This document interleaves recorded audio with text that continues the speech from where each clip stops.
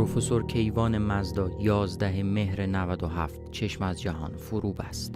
مردی که به دلیل انجام جراحی‌های سنگین و موفق ستون فقرات در دنیا به پدر ستون فقرات شهرت داشت.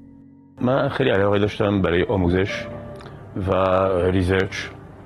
به همین خاطر اونجا در فرانسه در سیستم دولتی و دانشکده‌ای موندم.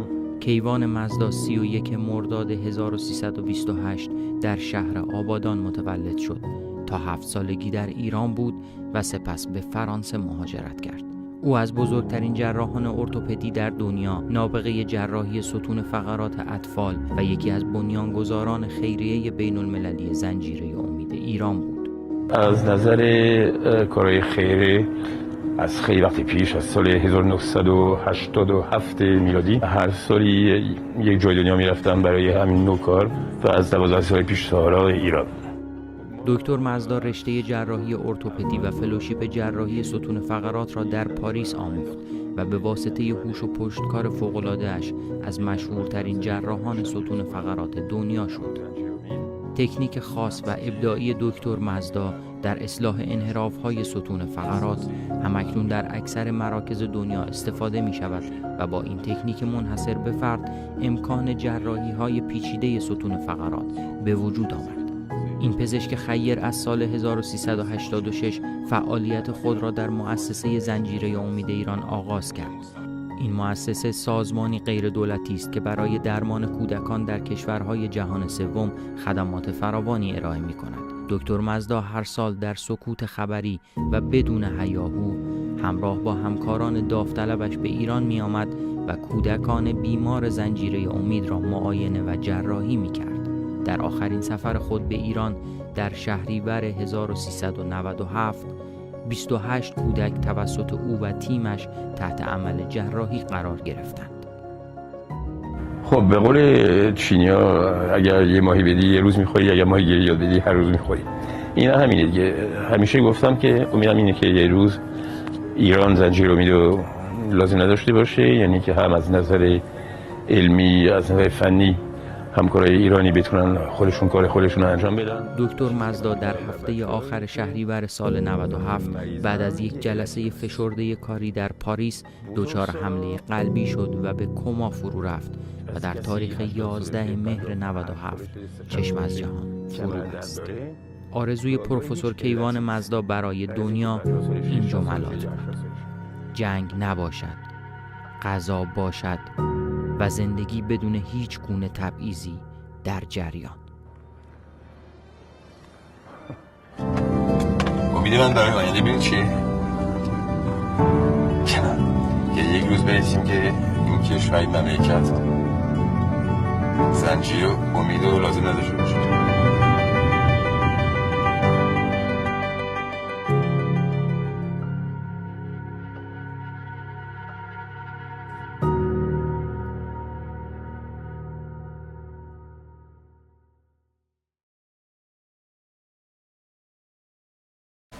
Bon, je pense que tout le monde sait, on vient de perdre un de nos grands chirurgiens, qui était surtout un homme vraiment bien, un grand cœur. J'invite tout le monde à une minute de silence.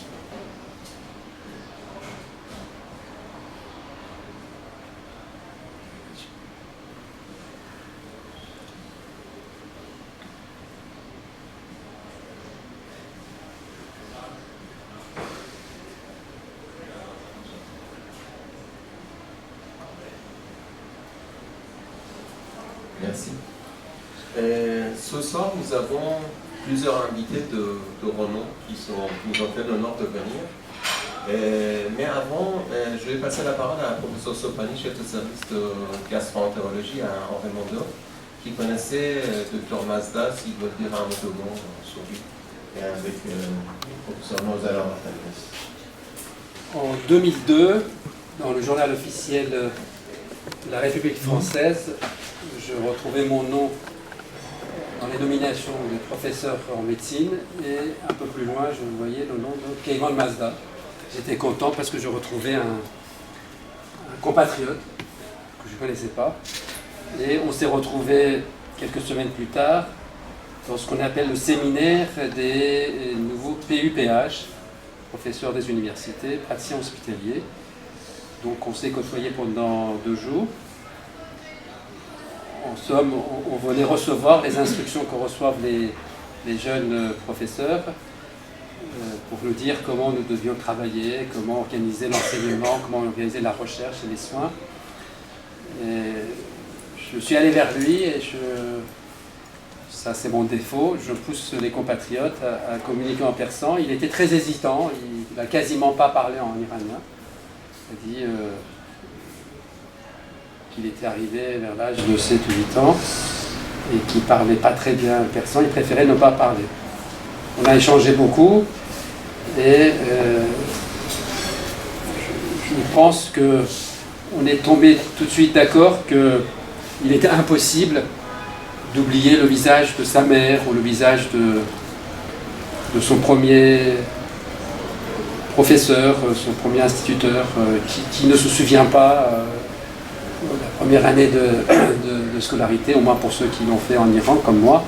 Je me souviens parfaitement des traits de visage de mon professeur de première année, et là c'est Aval, et qui ne se souvient pas des détails de la rue dans laquelle il est né, il a grandi. Et il était pareil. Après, quelques années plus tard, lui, il s'est destiné à la chirurgie orthopédique, moi à la gastroentérologie. Je suivais avec beaucoup d'intérêt son parcours. Je voyais qu'il allait en Iran. C'était avec beaucoup de plaisir et d'admiration que je voyais comment il progressait en persan. Il donnait beaucoup de ses conférences en anglais, mais de plus en plus en persan. Et il y allait pour opérer les enfants, mais pas que, mais aussi pour retrouver sans doute quelque part des racines. Comme disait le chanson, ils ont tous quelque chose en eux. Et il avait quelque chose de particulier, il ne pouvait pas ne pas y aller. Les derniers jours de sa vie, qui m'a été raconté par Cyril Dezac, qui l'accompagnait, un ami également, chirurgien, qui l'accompagnait au cours des voyages dans le cadre de la chaîne de l'espoir. Il était venu ici même d'ailleurs donner une conférence dans le cadre de cette chaîne de l'espoir. Et il me racontait qu'il venait de quitter l'Iran, il était resté quelques heures à Paris, puis il était parti au Brésil pour opérer là-bas et revenir, et il participait à une réunion de l'enseignement pour les fellows en quelque sorte, comme on dit, les internes en orthopédie, en chirurgie orthopédique. Et à ce moment-là, à la fin de la réunion, il ne se sentait pas bien.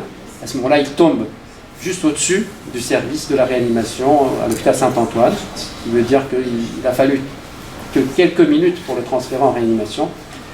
Mais malheureusement, la nature est plus forte que nous. Et les réanimateurs n'ont pas pu le réanimer. Il s'est écoulé beaucoup de temps pour qu'il puisse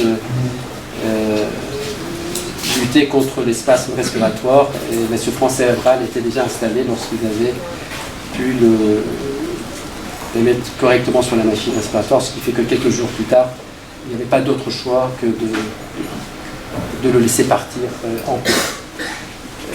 Du fait de ma spécialité qui n'est pas chirurgicale, je n'ai pas eu de contact professionnel, mais je crois que Nozal, Orohani, s'il peut venir rejoindre. Nozal est neurochirurgien, professeur en neurochirurgie à l'hôpital Bicêtre. Je pense que tu as eu l'occasion d'opérer avec lui. Tu peux lui dire quelques mots. En fait, je l'ai connu il y a très longtemps, donc en 2000, à peu près 2002-2003, il était encore professeur. Donc on a commencé à faire quelques interventions ensemble à l'hôpital Robert Debrel. Moi, je m'occupe essentiellement des pathologies de la moelle épinière.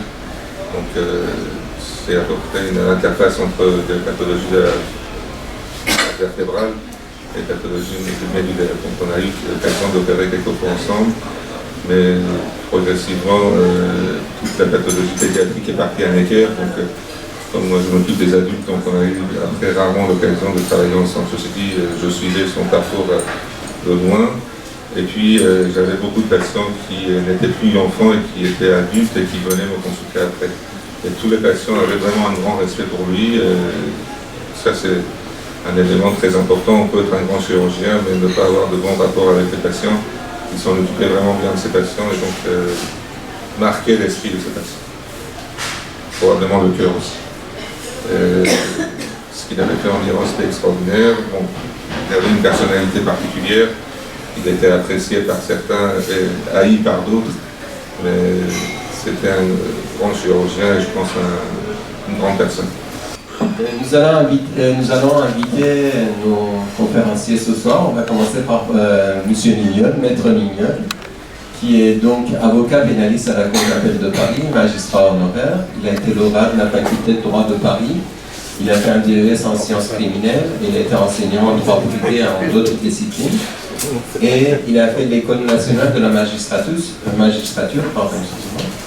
et il a exercé par la suite les fonctions de vice-procureur, juge, président de tribunal, et actuellement il s'occupe du droit pénal et du droit social en exercice privé au cabinet.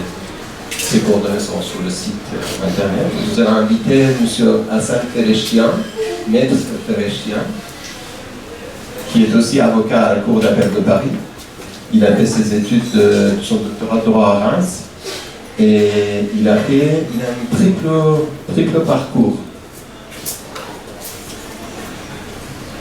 Donc il a fait un doctorat de droit à Reims, après il a fait un doctorat d'études politiques à l'EHESS à Paris, et il a étudié aussi les sciences islamiques dans les écoles séminaristes en Iran, et il a été enseignant à la faculté de Téhéran et de Mashhad en droit. Et actuellement, il est aussi en exercice privé en cabinet à Paris, spécialisé dans le droit d'asile et de famille. Nous allons inviter M. Izali, le troisième orateur, qui est un doctorat en sociologie. Il est enseignant, chercheur et membre du comité scientifique en sociologie à l'Université de Téhéran. Alors, ces personnes qui sont présentes devant vous, ils sont tous auteurs de plusieurs ouvrages. Donc, si on va mettre sur le site tous les ouvrages qu'ils ont écrits, chacun. Par la suite, on va inviter le professeur Nozar Al-Rohani, qui est professeur en neurochirurgie à l'hôpital Kremlin-Bicêtre, et le professeur Sopani, que tout le monde connaît, qui est un de nos anciens présidents. Également, M. Al-Rohani a été aussi président à l'époque de notre association. Et donc, cette séance va être modérée par le professeur Sopani. Donc, Yann, je te passe la parole. Merci bien. L'ironie du sort, le choix de thème n'a rien à voir avec l'événement qu'on vient d'évoquer, c'est-à-dire la disparition de notre collègue, de notre ami. Lors des voyages, à peu près depuis maintenant plus de 25 ans, tous les ans, je vais en Iran. C'est dans les murs, c'est bon? Vous entendez? Pour faire de l'enseignement, donner des conférences. Et en marge de ces voyages, j'ai eu la surprise de découvrir une dimension, j'allais dire, pas cachée, mais camouflée de notre métier en Iran, qui est la mort. Pour un médecin, c'est toujours un échec de voir partir un de ses malades. Mais en tout cas, l'éducation médicale que nous avons reçue ici en France nous a conduit à accompagner nos malades. C'est l'éducation que j'ai reçue, ainsi que je suis sûr que Nozar a reçu aussi à l'école de la médecine française. Et je ne vous cache pas que j'ai été très perturbé lors de ces voyages en Iran, parce que j'allais pour donner des conférences et en quelque sorte prêcher la bonne parole, tantôt technologique, tantôt gestionnaire ou économique même, mais en marge. Vous savez, quand on va en Iran, on est souvent sollicité pour donner des avis médicaux. Et j'ai découvert que la mort était traitée bizarrement, pour ne pas employer d'autres mots. Mais je ne pouvais pas savoir si cette bizarrerie était temporelle, si ça avait des racines dans notre culture, ou si c'était le résultat d'un changement politique récent. Et moderne dans notre pays. Donc en fait, en marge de cette activité, je me suis malgré moi intéressé à la mort. Comme j'ai dans une vie antérieure, quand j'étais étudiant et élève au lycée, j'ai côtoyé un grand sociologue français, Paul Vieille, qui m'a appris énormément à observer les sociétés et voir parfois des choses qui ne sont pas apparentes. Je me suis plongé dans la mort vue par les Iraniens et les Persans. Bon, ça a donné lieu à un document que je vous ai fait parvenir, qui est en français, que vous retrouvez dans un livre qui est dédié à Paul Vieille, en mémoire de Paul Vieille. C'est une série de recueils et j'ai eu l'honneur de rédiger la mort vue par les Persans, par les Iraniens. Je pense que ça lui faisait plaisir de retrouver un essai par un médecin, un de ses élèves en anthropologie, en sociologie. Et donc, du coup, l'expérience que je vivais au cours de ces voyages, donc sur ces 20-25 dernières années, était quelque peu différente de ce qu'est la mort vue par les Persans. Traditionnellement, en Iran, la vie ne s'arrête pas à la signature de la mort. La vie se perpétue. On ne change que de registre. On passe d'un espace temporel à l'espace intemporel. Et ce qu'on cultive dans la vie temporelle, en fait, est le prétexte ou la richesse qu'on exploite et qu'on cultive dans sa vie temporelle. Mais l'Iran moderne était différent. Je ne savais pas si cette différence était temporelle, parce que l'homme moderne, comme dit Heidegger, n'a plus besoin de l'absolu qui est Dieu, ou c'était propre à l'Iran. Mais cet Iran-là était très différent de l'Iran que j'avais lu à travers les documents et les écrits. Donc, je me suis approché de Kazem Izadi en disant, écoute, tu es sociologue, tu connais mieux l'Iran que moi, est-ce que ça te dit de participer à une réflexion sur la mort en général? Puis en discutant, c'était aussi peut-être parce que il y a 5 ans, il y a 7 ans qu'on avait commencé ce débat, le thème euthanasie était un thème de l'actualité et Kazem a accepté de travailler sur ce thème et de me guider, de m'aider sur le thème de la mort et très spécifiquement l'euthanasie. C'était en quelque sorte l'euthanasie, c'est une fenêtre, c'est un prétexte pour traiter de la mort en Iran. Puis je me suis aperçu que je ne suis pas le seul à partir en Iran. Keivan Mazda voyait les enfants, et ces enfants ne sont pas mourants, mais Nozal voyage comme moi-même, beaucoup en Iran. Et du fait de sa spécialité, qui est dans la chirurgie, sans doute, je me suis dit, il est également en porte-à-faux avec le phénomène de la mort.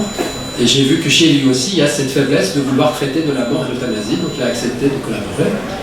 On avait un vide dans tout ça, c'est que nous sommes devant une société qui se dit religieuse, pieuse, croyante.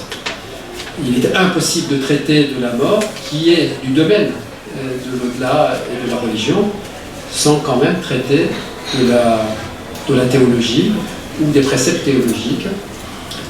Et j'ai eu la chance et le plaisir de côtoyer Maître Ferishtian, et je lui ai demandé s'il acceptait de collaborer sur ce projet et donner de points de vue religieux. Au départ, on était parti sur un objectif très ambitieux de vouloir faire une comparaison trans-religieuse. On voulait traiter de la vision de judaïsme, christianisme, de l'islam. Comme nous sommes tous occupés et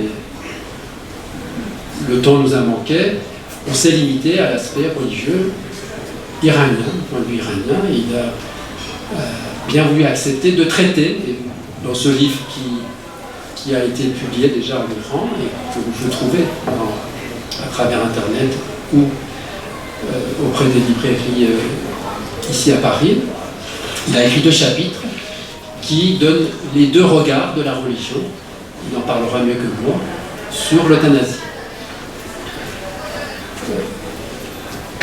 On a prévu ce soir que chacun parlera pendant une dizaine de minutes pour donner son point de vue. On va traiter le livre qui est écrit en persan et vous avez compris pourquoi ma motivation et notre motivation d'écrire ce livre en persan. C'était pour susciter le débat.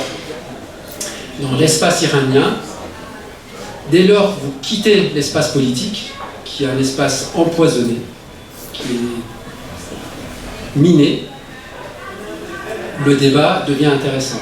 Donc il fallait dédramatiser la situation et susciter le débat parce que la pratique, cette fois-ci de l'accompagnement du mourant, à travers la médecine iranienne, m'a paru pas digne de la société iranienne. Et on a voulu que ce livre soit écrit en persan pour que le débat ait lieu auprès des citoyens, mais également auprès des acteurs de la santé, auprès des autorités. L'idée était-ce, d'une part à travers un questionnaire, voir quel est le regard des Iraniens vis-à-vis de la mort, et tout simplement à une question très concrète qu'on posait à travers le questionnaire, peut-être certains d'entre vous d'ailleurs avaient rempli ce questionnaire. Pensez-vous qu'il faille légiférer dans ce domaine de l'accompagnement du mourant et d'euthanasie? Un grand nombre de ceux qui répondent à ce questionnaire ont répondu par positif, oui, il faut légiférer.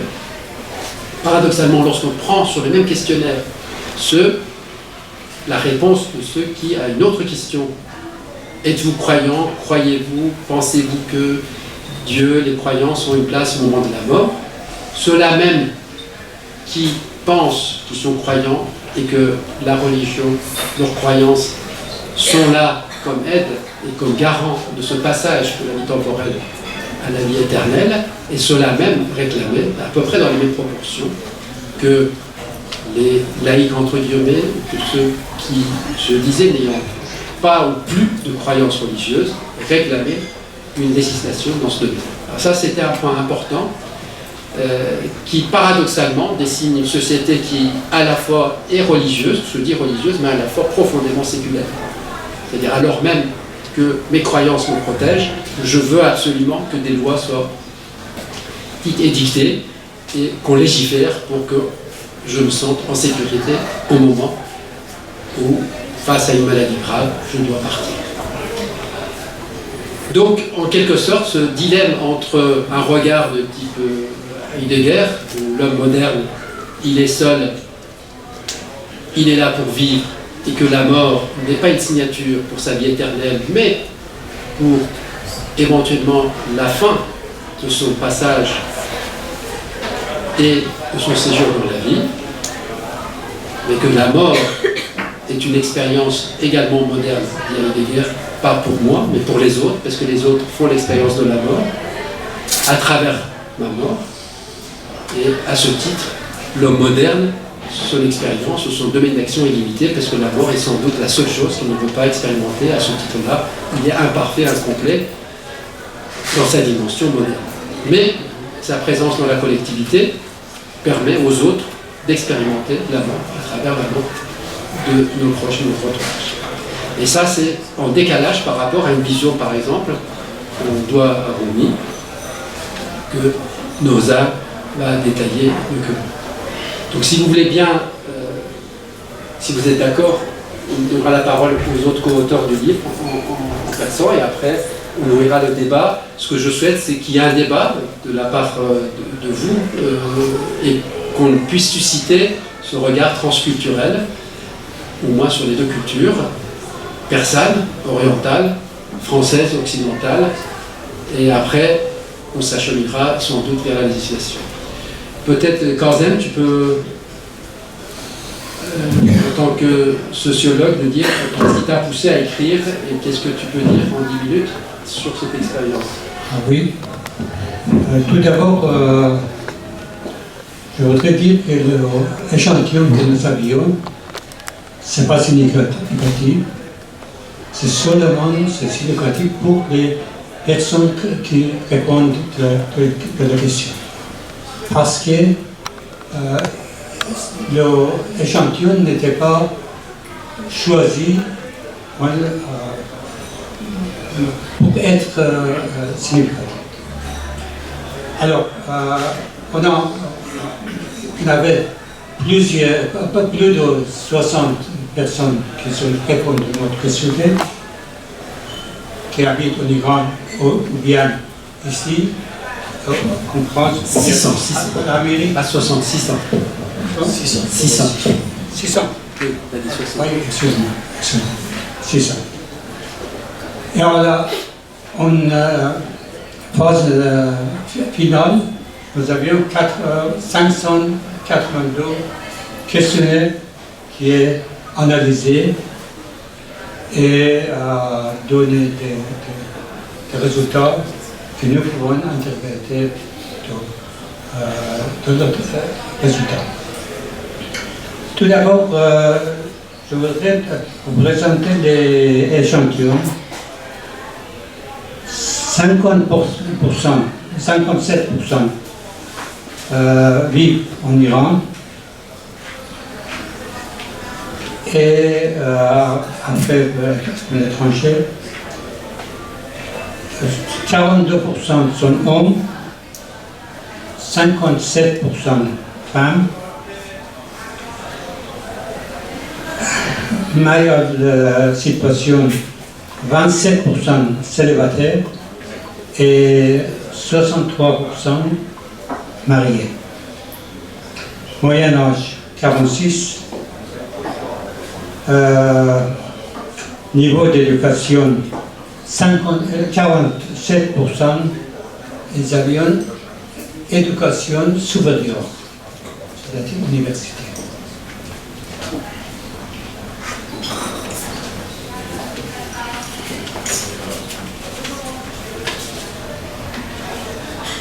Ils ont un milieu urbain, pas rural. 62%, ils ont dit qu'il est croyant, il croit à Dieu. Et 25%, non. Attitude par rapport à fin de vie, 61% sont favorables à choisir la fin de vie pour soi-même, qui est très intéressant, surtout en Iran, la population iranienne.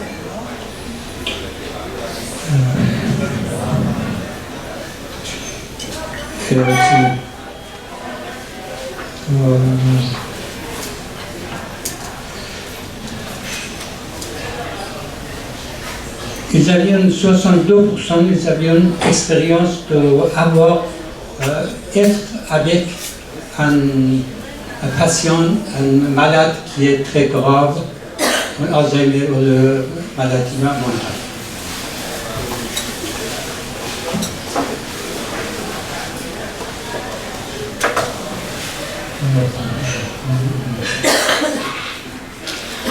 Nous avons demandé si vous êtes favorable à pourquoi. 50%, ils ont dit un homme doit choisir entre la vie, c'est très intéressant. Pour l'égalisation, 54% d'habitants en Iran et 84% habitants à l'étranger, ils sont favorables.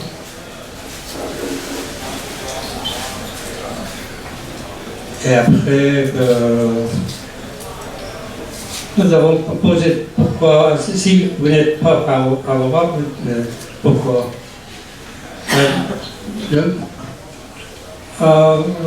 Un tiers, ils ont dit qu'alors, peut-être nous avons force de médecin, de décision de médecin, au conseil médical. Mais 35%, ils ont dit que la vie n'est pas. Moi, je ne peux pas décider pour la fin de ma vie. Il est respectable. Il faut continuer jusqu'à la fin. Merci. Merci, Kanzel. Dosa, tu peux apporter peut-être ton témoignage sur.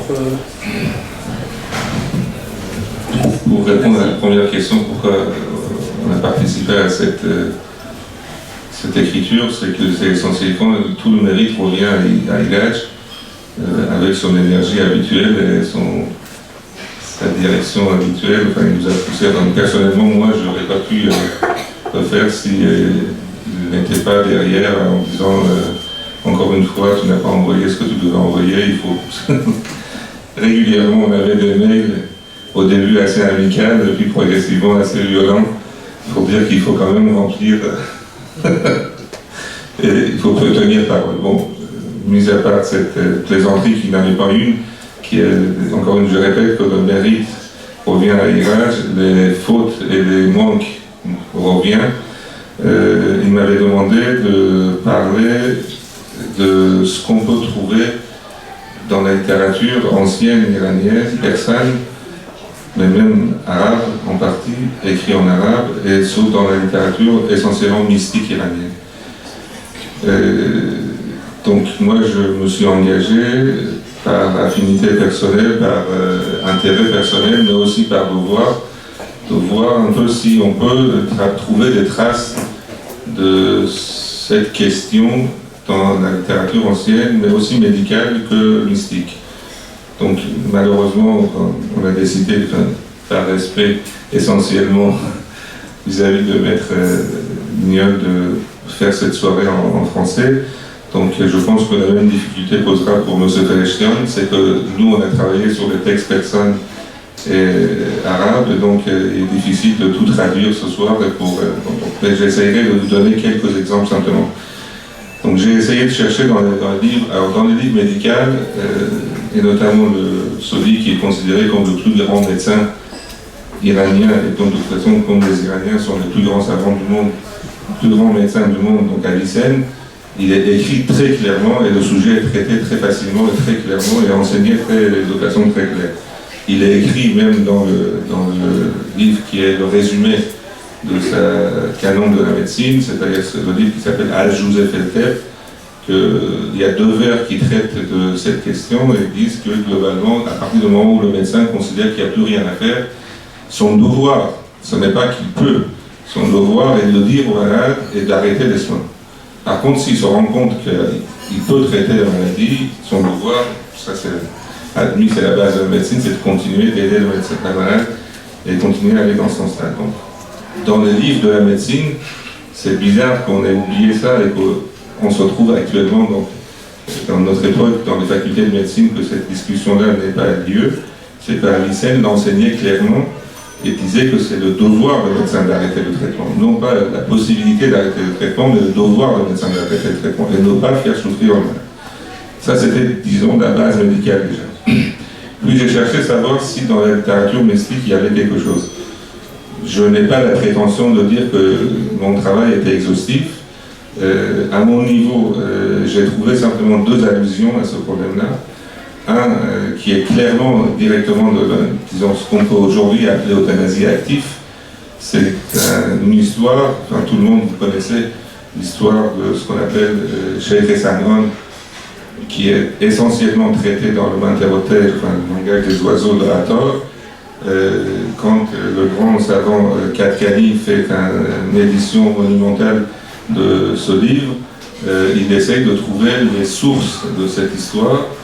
Vous le connaissez, donc c'est l'histoire d'un grand maître soufi qui tombe amoureux d'une jeune femme chrétienne, enfin nestorien, parce qu'en fait on sait très bien que les chrétiens de l'époque n'étaient pas ce qu'on connaît actuellement. Elle tombe amoureuse de cette fille, et cette fille lui fait voir de toutes les couleurs, si on peut dire, et donc c'est tout un cheminement mystique pour ce maître spirituel qui commence à aller dans un couvent d'abord, commence à élever les porcs, boire le vin, et puis bon, toute une histoire. En fait, les sources qu'Atkani trouve dans un des livres les plus anciens, et l'histoire concerne un maître qui tombe amoureux de cette fille, et qui, par hasard, le soir où il va le voir, tombe de lit et se fracture la colonne vertébrale. On revient au problème médical, et donc à notre regretté ami Keivan Mazdal. Cette fracture lui cause une paraplégie, une tétraplégie, il est complètement paralysé. La fille a très peur que les gens sachent cette histoire, et donc, très amicalement, à l'aide de quelques amis, le jette dans le désert, le laisse mourir, les gens qui passent se rendent compte, et la seule phrase qui traite de l'euthanasie, c'est qu'ils disent « on a terminé son affaire ». Donc les gens l'ont achevé, si on peut dire. Donc ça, c'est allusion. Alors l'auteur, tout de suite, se méfie.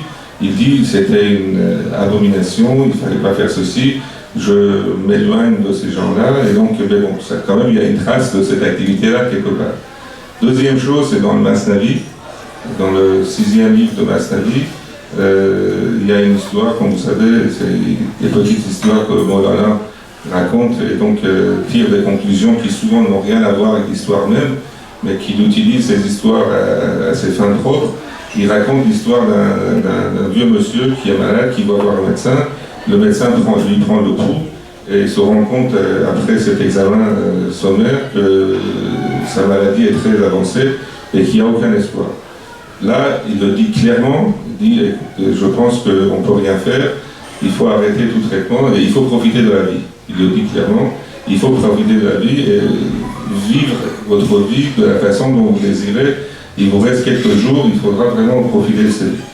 Ça, c'était les trois, si vous voulez, allusions directes que j'avais trouvées dans cette littérature. Encore une fois, loin de moi l'idée de considérer que c'était un travail exhaustif, c'était à mon niveau, par intérêt personnel et par obligation vis-à-vis de l'usage.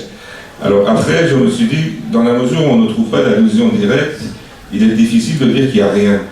Parce que quand même, c'est une culture millénaire, et donc c'est impossible que ce problème soit ignoré. Donc je me suis dit, probablement, on peut trouver des principes généraux dans cette mystique iranienne qui permettraient éventuellement d'ouvrir le débat. Comme la question n'est pas traitée directement. Alors, vous savez très bien, c'est probablement que c'est volontaire que cette question n'ait pas été abordée de façon frontale et de façon directe, comme beaucoup de choses. Les choses sont traitées par des anecdotes, par des histoires, par des principes qui sont de prime abord très loin de la question qu'ils veulent traiter, mais qui par allusion et par expérience personnelle, par évolution personnelle, amènent à une réponse. Donc, dans le chapitre que j'ai écrit dans le livre, j'ai essayé de trouver quelques principes généraux dans cette mystique qui permettraient éventuellement d'ouvrir le débat. Je pense que le problème essentiel, le principe qu'on peut traiter, c'est d'abord la place de l'homme dans l'univers et sa place vis-à-vis de son prochain. Et comme vous savez, la mystique essentiellement iranienne est basée sur la notion de l'amour. Et cet amour qui se manifeste dans ce monde doit normalement guider l'ensemble des actions. Alors, à partir du moment où on parle de l'euthanasie, si vous considérez qu'il ne s'agit pas d'une meurtre, mais simplement d'une aide à une personne, par amour et par devoir, les choses peuvent changer. Alors, je ne suis pas en train d'apporter une réponse, c'est peut-être une expérience personnelle. Simplement, je veux dire qu'il y a certains principes dans la littérature iranienne, dans la mystique iranienne, qui permettront éventuellement d'aborder cette question sous un autre angle, qui n'est pas un angle religieux, qui n'est pas un angle, disons, de législation ou d'obligation, mais qui est peut-être un angle de compassion et d'amour. D'autre part, l'homme a une responsabilité envers soi-même et envers son prochain. Le fait de dire, parce qu'en fait, qu'est-ce qui se passe dans la réponse religieuse? J'essaie de caricaturiser les choses pour un peu énerver M. Fereshtian qui a passé des nuits et des nuits à discuter ça, c'est qu'ils disent, vous ne pouvez pas intervenir dans les affaires de Dieu. La vie et la mort sont des choses qui sont dans la main de la divinité, ou de toute façon ne nous appartient pas. Sauf que j'ai toujours dit, et on avait discuté une fois il y a 13 ans, je ne sais pas, il y a 5-6 ans avec M. Fereshtian, c'est que la médecine, c'est quelque chose qui systématiquement perturbe les affaires de Dieu. C'est que si à partir du moment où vous considérez que quelqu'un qui est malade, il faut le laisser mourir parce que la maladie a été vue par une divinité, par une destinée ou quelque chose, la médecine ne veut plus rien. La médecine est quelque chose qui fait que perpétuellement et continuellement vous intervenez dans les affaires de Dieu. Et vous essayez justement de contrebalancer ce qu'il avait essayé de faire. La maladie, l'infection, le problème, la douleur. Donc globalement, il faut considérer que ceci est l'affaire du médecin. Il doit intervenir dans ces trucs-là, il faut aider ses patients il faudra essayer de modifier les choses et suivre son patient et l'aide qu'on peut apporter à ses patients. La dernière chose que je voulais dire, c'est que il faut aussi sortir de la notion juridique, je parle de la jurisprudence religieuse, du péché. Ça, si vous voulez, c'est que globalement, je voudrais juste finir cette introduction parce que j'espère qu'on en discutera beaucoup après. C'est que pour moi, dans ma vie personnelle, il y a un vers de Raphaël qui m'a beaucoup touché depuis mon enfance et qui justement traite de cette notion de péché quand il est commis pour les autres. Ce vers, je suis incapable de le traduire, et dit اگر شراب خوری جرعه‌ای فشان بر خاک از آن گناه که سودی رسد به غیر چه باک. Merci. Merci.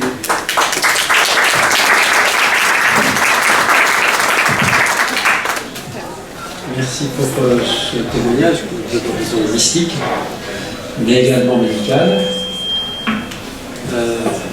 Le maître Félician va avoir la tâche de donner le point de vue religieux, mais pas que religieux, également juridique, parce que le précepte religieux, c'est également un système assez cohérent et entier de législation et de textes. Et ça, certains préceptes et certaines recommandations religieuses font office de loi, en quelque sorte. Et merci, peut-être nous dire. D'abord, mes pensées et mes hommages au professeur Keyman Mazda, tout à l'heure. Vraiment, c'était touchant sa vie et mes hommages et toutes mes condoléances. Voilà. La question de l'euthanasie, du point de vue religieux, est très compliquée et c'est un peu tabou en Iran pour aborder cette question. Pourquoi? Parce que depuis quelques décennies, notre vie, la vie iranienne, est un peu vue dans le paradoxe. Notre vie est paradoxale. Peut-être depuis quelques décennies, à cause de deux choses surtout. D'abord à cause de la modernité. Nous, on était musulmans depuis longtemps, depuis des siècles. Après, il y avait la modernité. Notre vie est devenue moderne. Sauf de réserve du professeur Zadi. Et deuxième chose, à cause de l'islamisation du pays encore. Ça veut dire, on est un peu entre modernisation, il y a 40 ans entre islamisation. Maintenant, toute la loi d'Iran, selon la constitution iranienne, il doit être en harmonie avec la loi islamique. C'est un principe de constitution iranienne. Mais nous, les Iraniens, est-ce qu'on est vraiment croyants? Est-ce qu'on est pratiquants? Non. Honnêtement, il y a beaucoup des Iraniens, actuellement, la majorité des Iraniens ne sont pas pratiquants. Donc, croyance, c'est un sens large. On ne peut pas dire vraiment combien de croyants et combien de non-croyants parce qu'il y a plusieurs choses de croyance. Mais par contre, pour pratique, quand on voit les gens est-ce que pratiquent ou non, non, il n'y a pas beaucoup de pratiquants.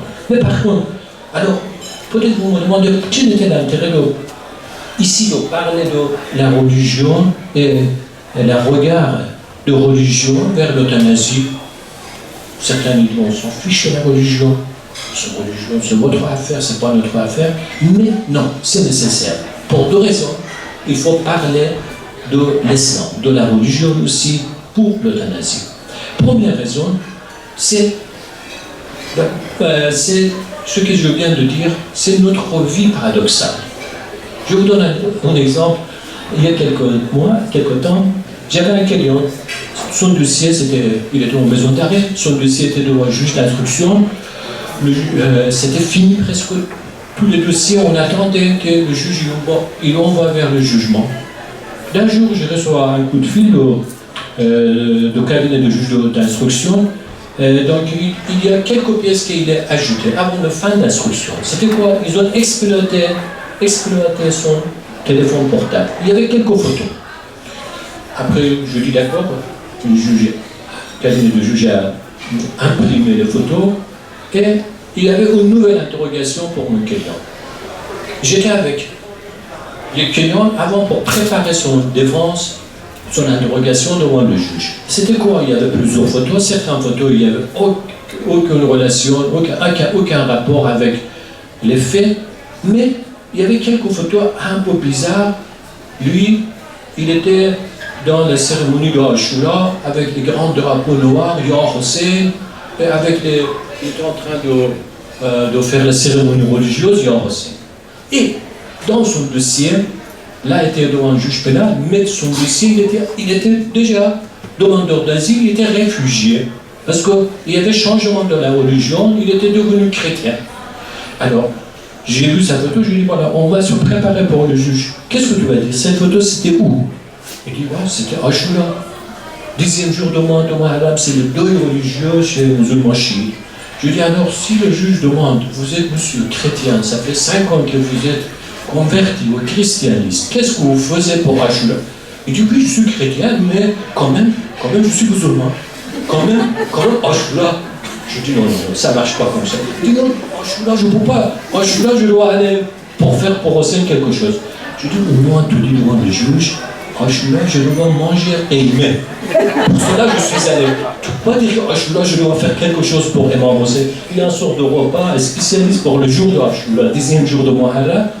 C'est un paradoxe de nous. C'est notre paradoxe. Même quand on convertit à une autre religion, au fond de nous-mêmes, on est quelque part musulman, c'est quelque part, on respecte certaines règles religieuses, et en plus, il n'y a aucun changement en Iran actuellement hors la loi. Ça veut dire, ce que j'ai essayé ici dans ce livre, de donner le message pour deux groupes.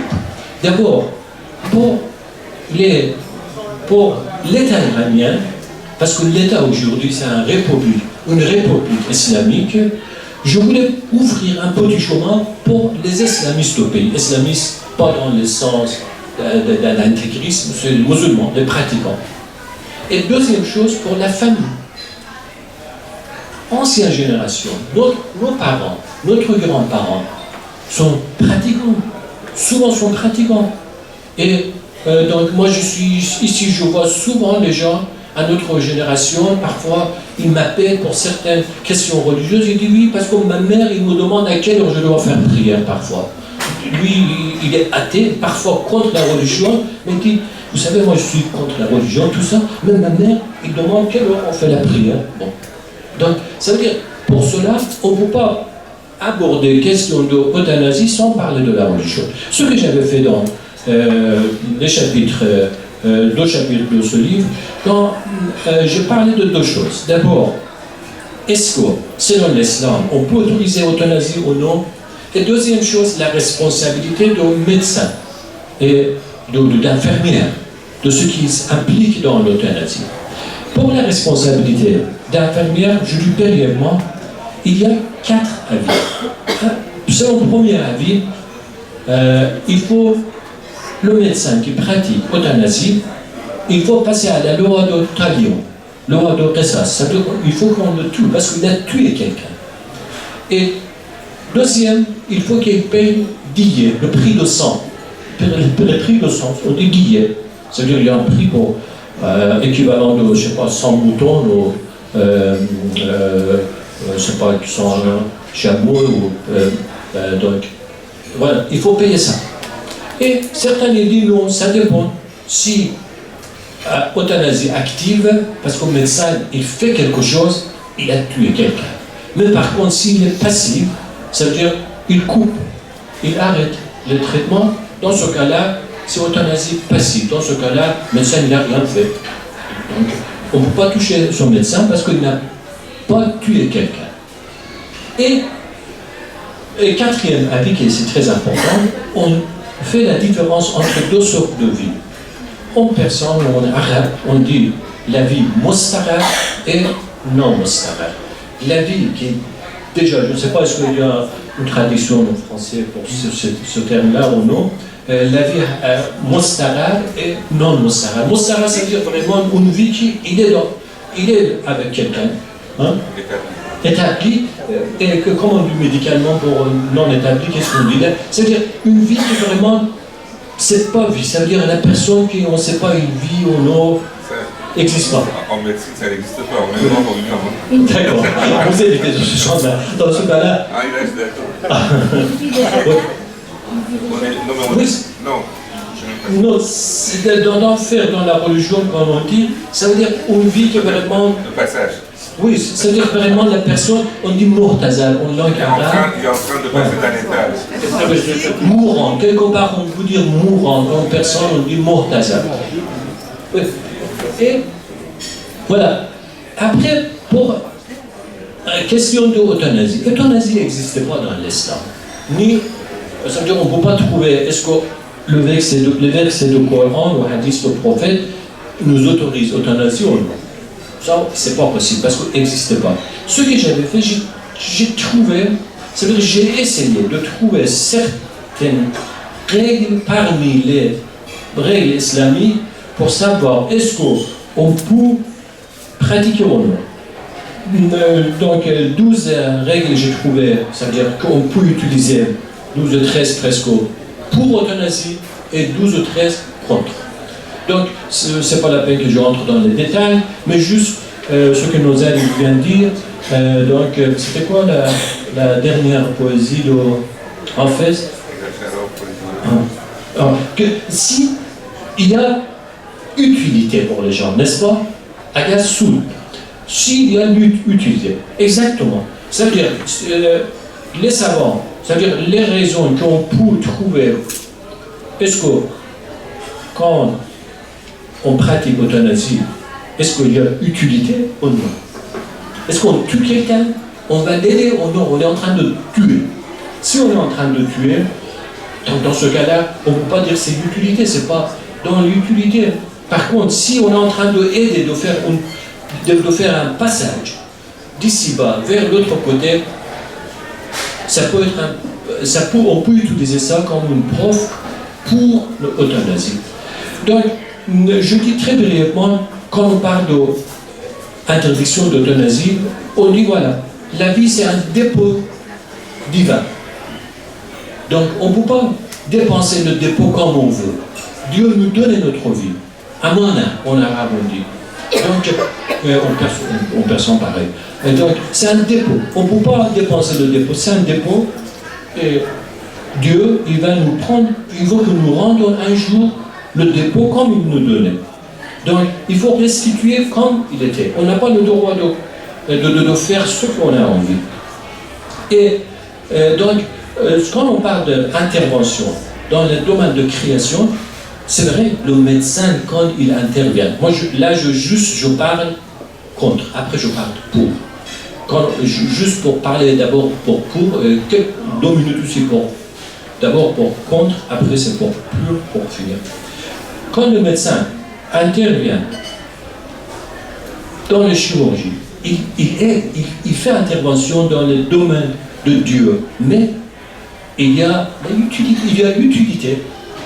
Vous pouvez faire intervenir. Quand vous voyez votre fils, le voisin, il est en train de rentrer dans la rue, il est en train de traverser la rue, il a un gamin de 4 ans, vous avez le droit d'intervenir. C'est dans l'utilité. Vous l'arrêtez, ce garçon, il dit rentre chez toi. Mais par contre, quand ce garçon il est chez lui, devant la télé en train de faire zapping, c'est pas votre affaire, vous n'avez pas le droit d'intervenir pour dire cet enfant, qu'est-ce que tu dois faire, tu dois regarder quoi ou pas quoi. Ça veut dire l'intervention de nous dans le domaine des autres, c'est dans les cas d'urgence. Vraiment quand il y a nécessité, pour aider une personne.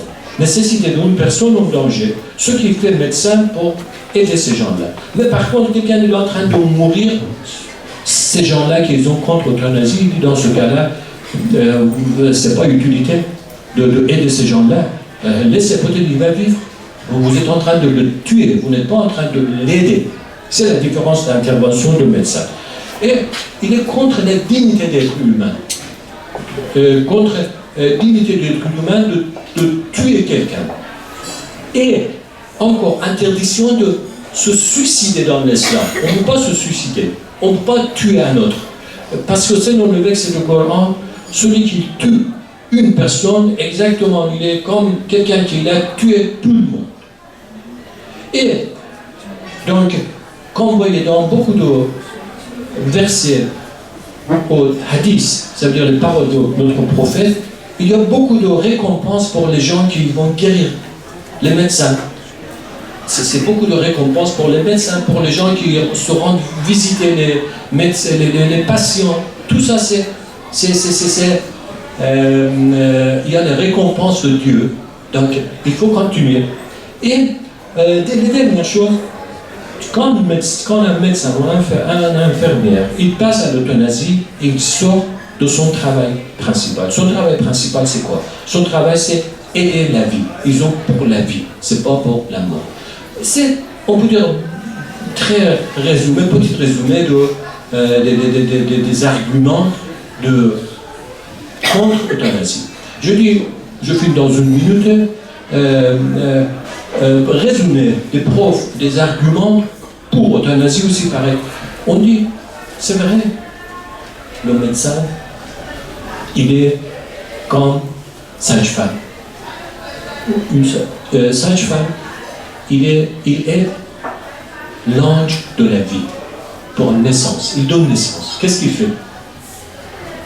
Lui, il n'intervient pas dans les deux domaines de Dieu. Juste, il est l'ange de la vie pour qu'un enfant va être né ici. Par contre, un médecin qui pratique l'euthanasie, il va aider aussi un autre ange de la mort. Il va faciliter le travail de l'ange de la mort. C'est vrai, un enfant sans aide de sage-femme ici peut être né. Mais avec l'aide, on facilite pour la mère et pour l'enfant. Pareil, dans l'euthanasie, la personne qui est en train de passer cette vie-là, il va mourir quand même. Mais on va aider lui et sa famille dans cette étape difficile. Et aussi, dans certains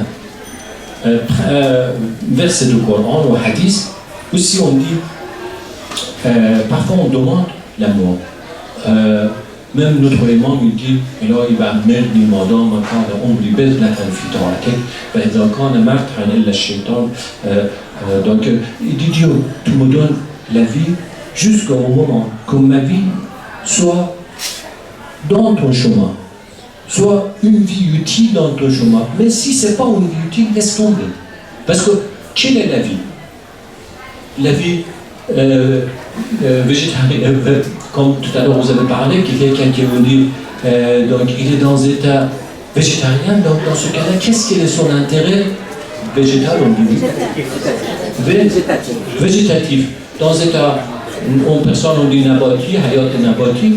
Donc dans ce cas-là, quel est son intérêt pour vivre? C'est pas une vie, une personne, un grand-père, ou un enfant, ou une grand-mère qui est vraiment dans son lit, il ne peut pas manger, il est devenu comme un enfant, il perd sa dignité.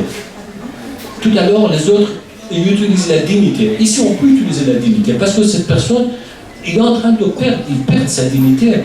Ses enfants, il doit mettre les sous dans sa bouche, il a perdu sa dignité.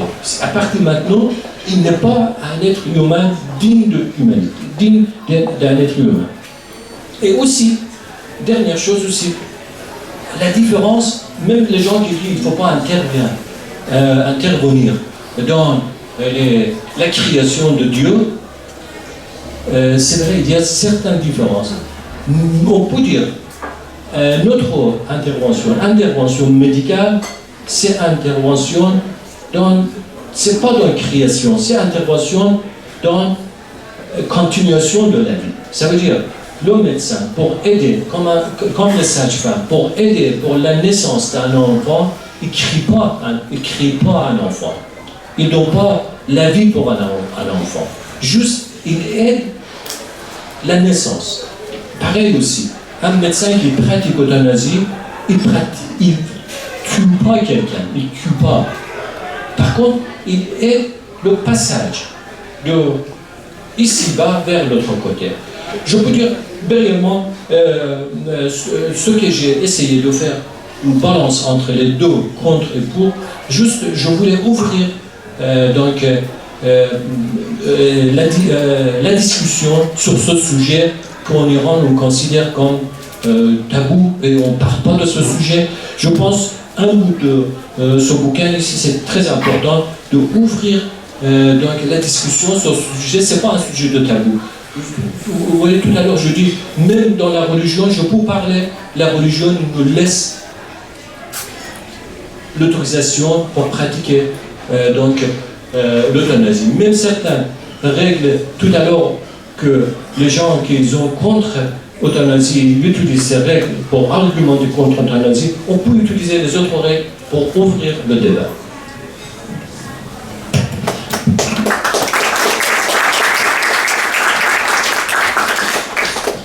Maître Vignol, ce qu'a fait M. Feleshtian, je peux dire, est très original.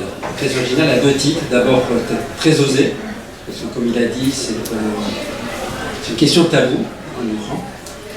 Mais également original parce qu'il a fouillé. C'est pas évident. Je pense que ça fera acte dans la littérature contemporaine, religieuse et morale. Peut-être en guise de synthèse, si tant est qu'on puisse synthétiser, en Iran, le médecin a le devoir d'accompagner la vie. Et je pense que l'image qu'il a prise, Feleshtian, est assez jolie. C'est l'ange de la vie. Les sages-femmes accompagnent l'ange de la vie. Et il a osé de concevoir qu'on peut accompagner l'ange de la mort.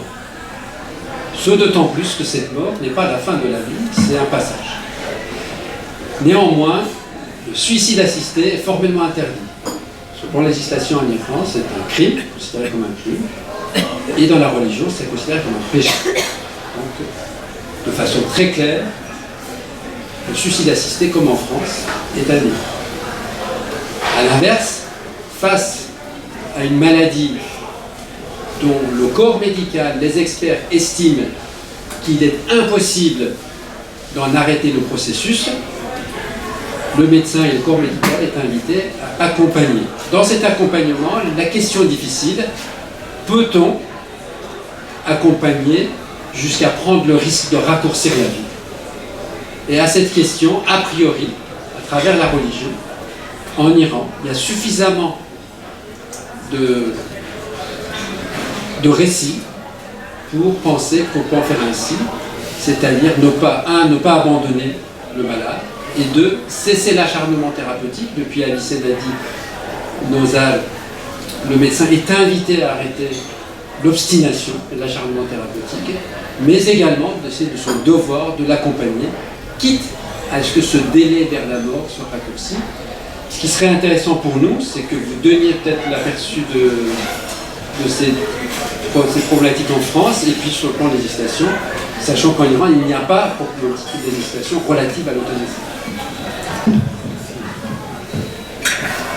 Bonsoir mesdames, bonsoir messieurs, messieurs les professeurs, mon cher confrère. Merci beaucoup de m'avoir invité, je suis très honoré et je suis particulièrement honoré du fait que je comprends l'effort que vous faites d'employer la langue française. Malheureusement, moi, je suis incapable de vous rendre la politesse. J'avais prévu, parce que comme toujours, malgré les meilleures prévisions, il y a un petit peu des problèmes d'ajustement, j'avais prévu de vous présenter la question des aspects sociétaux, religieux et juridictionnels, culturels de l'accompagnement du mourant, exemple de l'euthanasie en Iran et en France. Alors, ce que je m'étais dit, c'était que sur le plan philosophique, éthique, sociologique, l'accompagnement du mourant relève de la conception de la vie et de son après. La vie est-elle sacrée? Est-elle le bien le plus précieux pour l'homme? La perte d'importance des religions a réduit la croyance dans un au-delà radieux. L'enfer est maintenant plutôt avant qu'après la mort. Et la souffrance n'est plus rédemptrice. Alors je parle évidemment comme un occidental qui a été élevé dans la religion catholique, qui n'est plus croyant et qui donc est complètement laïque. Et donc il comprenait que c'est avec cet esprit que j'ai abordé le sujet. Et donc on constate que l'aspect social de la mort en France s'atténue et que les rites disparaissent. Ils sont venus ils sont tous là dès qu'ils ont entendu ce cri. Elle va mourir, la maman. Bien, Charles Aznavour, je crois, aujourd'hui, ne serait pas amené à écrire cela. Pourquoi? Eh bien parce que le développement de l'individualisation dans la société, les progrès fantastiques de la médecine ont complètement transformé le rapport de l'homme à la mort et le rapport du patient à son médecin. Désormais en France, on meurt surtout à l'hôpital, dans 58% des cas, mais il faut ajouter 12% de cas où on meurt dans les EHPAD ou les maisons de retraite, ce qui ressemble quand même un petit peu. La médecine avait d'abord donné l'impression d'avoir le droit sur la mort, en quelque sorte, puisque, avec un certain paternalisme, elle se livrait à de l'acharnement thérapeutique. Puis, l'évolution des droits du malade, le développement de ces droits, les conditions de la mort sont modifiées et sont devenues le résultat d'un colloque singulier entre le médecin et son patient.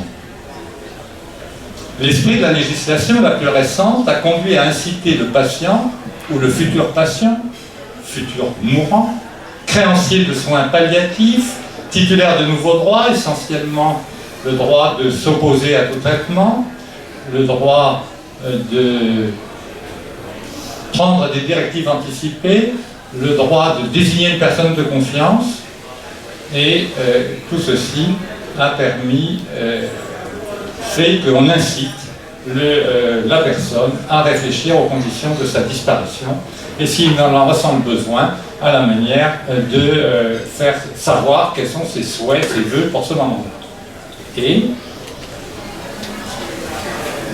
quelques-uns sont quelquefois originaux pour faire connaître leur volonté. Ainsi, je crois, des médecins américains n'ont pas réanimé un patient qu'on leur amenait dans un état d'inconscience parce qu'il avait fait tatouer sur sa poitrine « ne pas réanimer ». Les médecins ont respecté et ne l'ont pas réanimé. Du point de vue juridique, en France bien sûr, l'engagement du mourant dépasse très largement la question de la législation de l'euthanasie qui ne peut s'apprécier qu'au regard de l'ensemble des moyens actuellement ouverts aux soignants ou aux aidants. De très nombreuses et délicates questions se posent relativement à l'encadrement de l'action des soignants par le droit. Et on l'a bien vu, ça a été très bien amené par mon confrère et par mes voisins, c'est que l'obligation pour encadrer la question de ce passage par le droit, c'est très difficile et ça pose énormément de questions. Par exemple, qu'est-ce que c'est la mort? Est-ce que la mort, c'est la fin du souffle de vie? Les religions nous parlent beaucoup du souffle, donc la fin de la respiration, ou au contraire, est-ce que c'est la fin de l'activité cérébrale et un électroencéphalogramme plat? Depuis une dizaine d'années, le droit français a beaucoup évolué, actuellement, à l'occasion des débats concernant la future loi bioéthique. Et se pose la question, à l'occasion de cette loi, c'est dans le texte, se pose la question d'une évolution éventuelle vers l'acceptation de l'euthanasie en droit français. Alors j'avais prévu de vous présenter le droit positif français, moi je peux bien le couper, puisque j'avais pensé pouvoir parler une vingtaine de minutes, mais je peux, bon. Alors, puisque je peux, je me laisse aller, je peux vous dire. Donc, ce que je vous propose, c'est de voir d'abord le droit positif français, et puis de se poser la question, quid de l'euthanasie?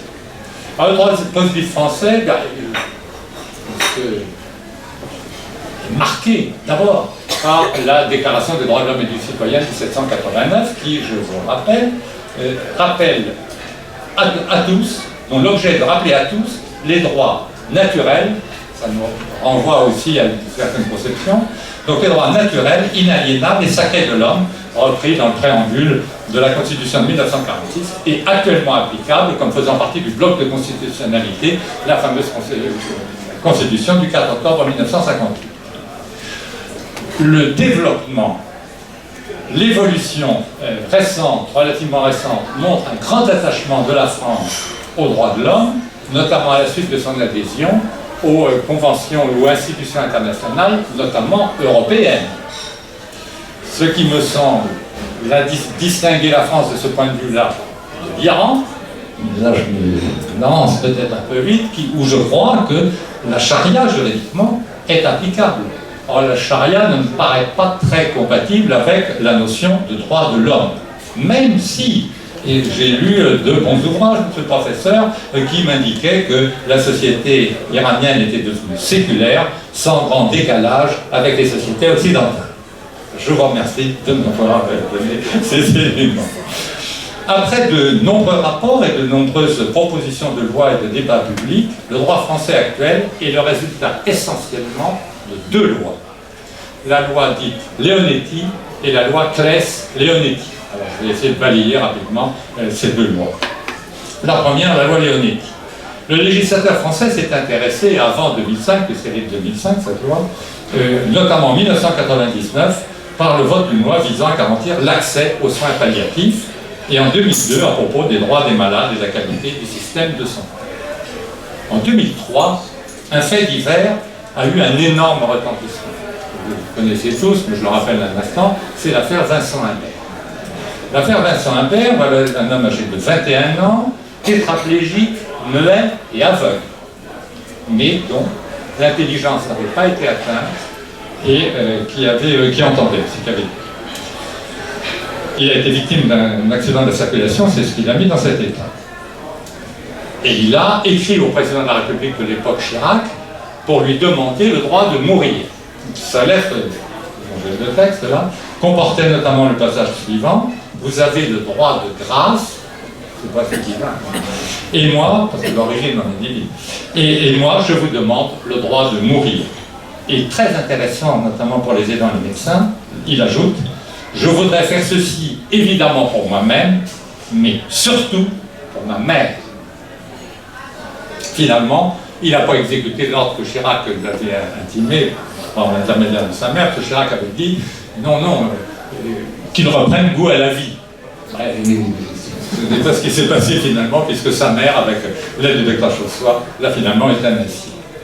2 ans plus tard, la loi était votée à l'unanimité le 22 avril exactement 2005.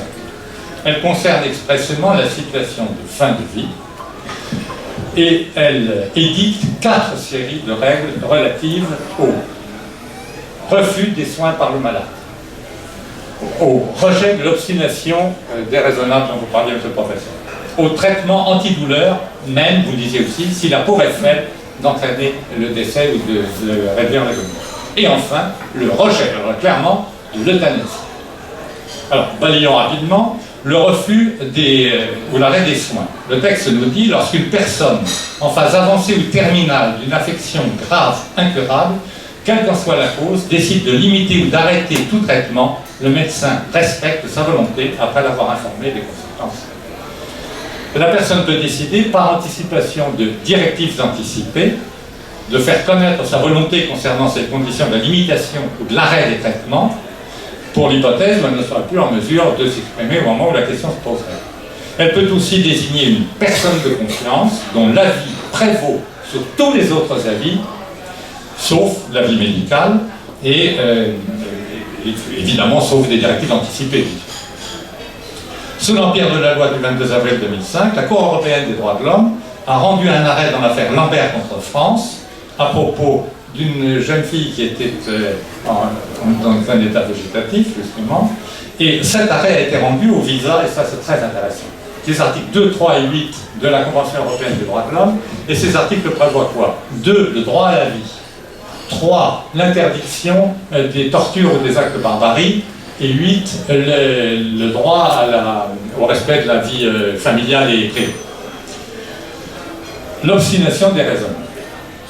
Dès la loi du 4 mars 2002, dite loi Kouchner, le législateur avait condamné implicitement l'obstination des raisonnements, qu'on appelle aussi acharnement thérapeutique, en décidant que toute personne, à compte tenu de son état de santé et de l'urgence des interventions que celui-ci requiert, le droit de recevoir les soins les plus appropriés, de bénéficier des thérapeutiques dont l'efficacité est reconnue et qui garantissent la meilleure sécurité sanitaire au regard des connaissances médicales avérées.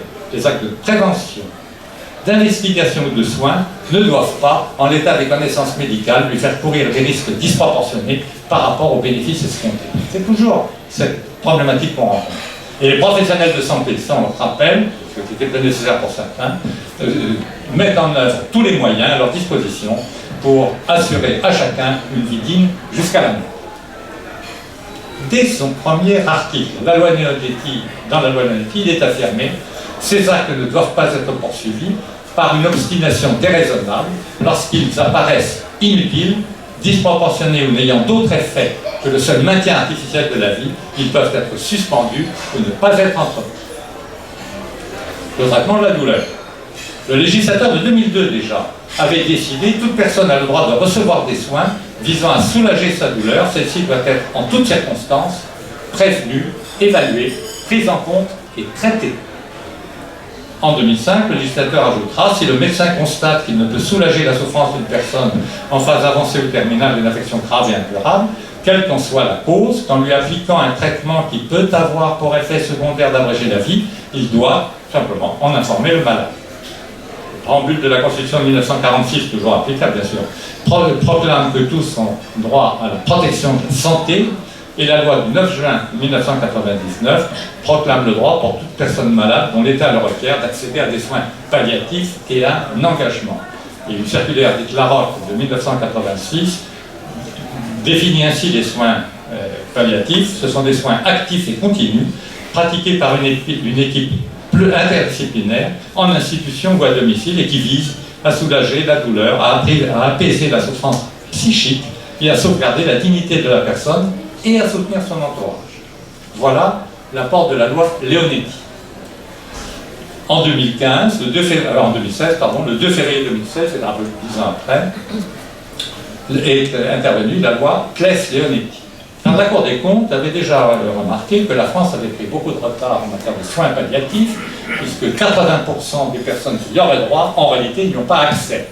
Et que actuellement, je crois, 13 000 personnes meurent, âgées de plus de 75 ans, meurent aux urgences, c'est-à-dire sans bénéficier, bien sûr, de ces fameux soins.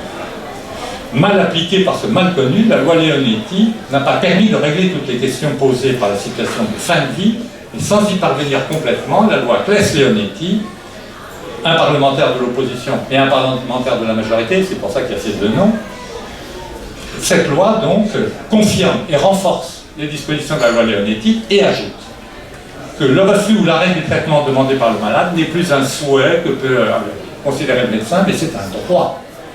Et qu'on peut organiser, enfin on peut le faire, une sédation profonde et continue qui peut être décidée avec le consentement du malade ou même sans son consentement s'il est dans l'impossibilité de s'exprimer. Le refus ou l'arrêt du traitement. Désormais, le malade, je viens de vous le dire, dispose d'un droit. Le texte le montre de la manière suivante. Toute personne a le droit de refuser de recevoir un traitement, je ne veux pas s'assurer. Et pour bien montrer que c'est un droit, ça suppose une obligation en face. Le texte poursuit, le médecin a l'obligation de respecter la volonté du patient. S'il n'est plus en état d'exprimer sa volonté, que l'arrêt du traitement risque d'entraîner son décès, le médecin devra respecter la procédure collégiale, puisque beaucoup d'affaires qui ont défrayé la chronique ont été liées au fait que la communication n'avait pas été suffisante, notamment avec la famille. Alors, je ne parle pas des affaires où il y a une opposition claire entre les membres de la famille ou le conjoint, etc.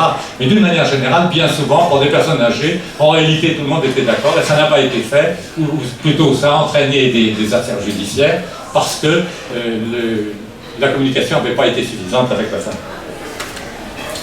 L'obstination déraisonnable. Désormais, il est précisé que sur l'ensemble du territoire. Alors, ça n'a l'air de rien comme ça, mais ça veut dire que ce n'était pas la même chose selon les hôpitaux, selon les endroits. Donc la loi insiste sur l'ensemble du territoire, les traitements et le meilleur apaisement possible de la souffrance s'ajoutent au droit de recevoir les soins les plus appropriés. Et également, le domaine de l'obstination déraisonnable est étendu aux actes simplement inutiles ou disproportionnés et confirme la nécessité de recueillir le consentement du patient en cas d'impossibilité de ce dernier, la fameuse procédure collégiale. Le traitement de la douleur, la loi insiste sur la dignité du mourant et la qualité de l'apaisement de sa douleur. La sédation profonde et continue. C'est l'apport essentiel de la loi Claes-Leonetti. Parce que là, c'est un début d'euthanasie, puisque on va aller jusqu'à la mort, c'est certain, mais pour certains motifs, voilà comment le législateur s'est exprimé. À la demande du patient d'éviter toute souffrance et de ne pas subir d'obstination déraisonnable, une sédation, alors on ne sait pas ce que c'est, je crois, mais une sédation profonde et continue, provoquant une altération de la conscience, maintenue jusqu'au décès, associée à un analgésique et à l'arrêt de l'ensemble des traitements de maintien en vie, est mise en œuvre dans 2 cas. Premièrement, lorsque le patient est atteint d'une affection grave et incurable, dont le pronostic vital est engagé et à court terme et présente une souffrance réfractaire au traitement.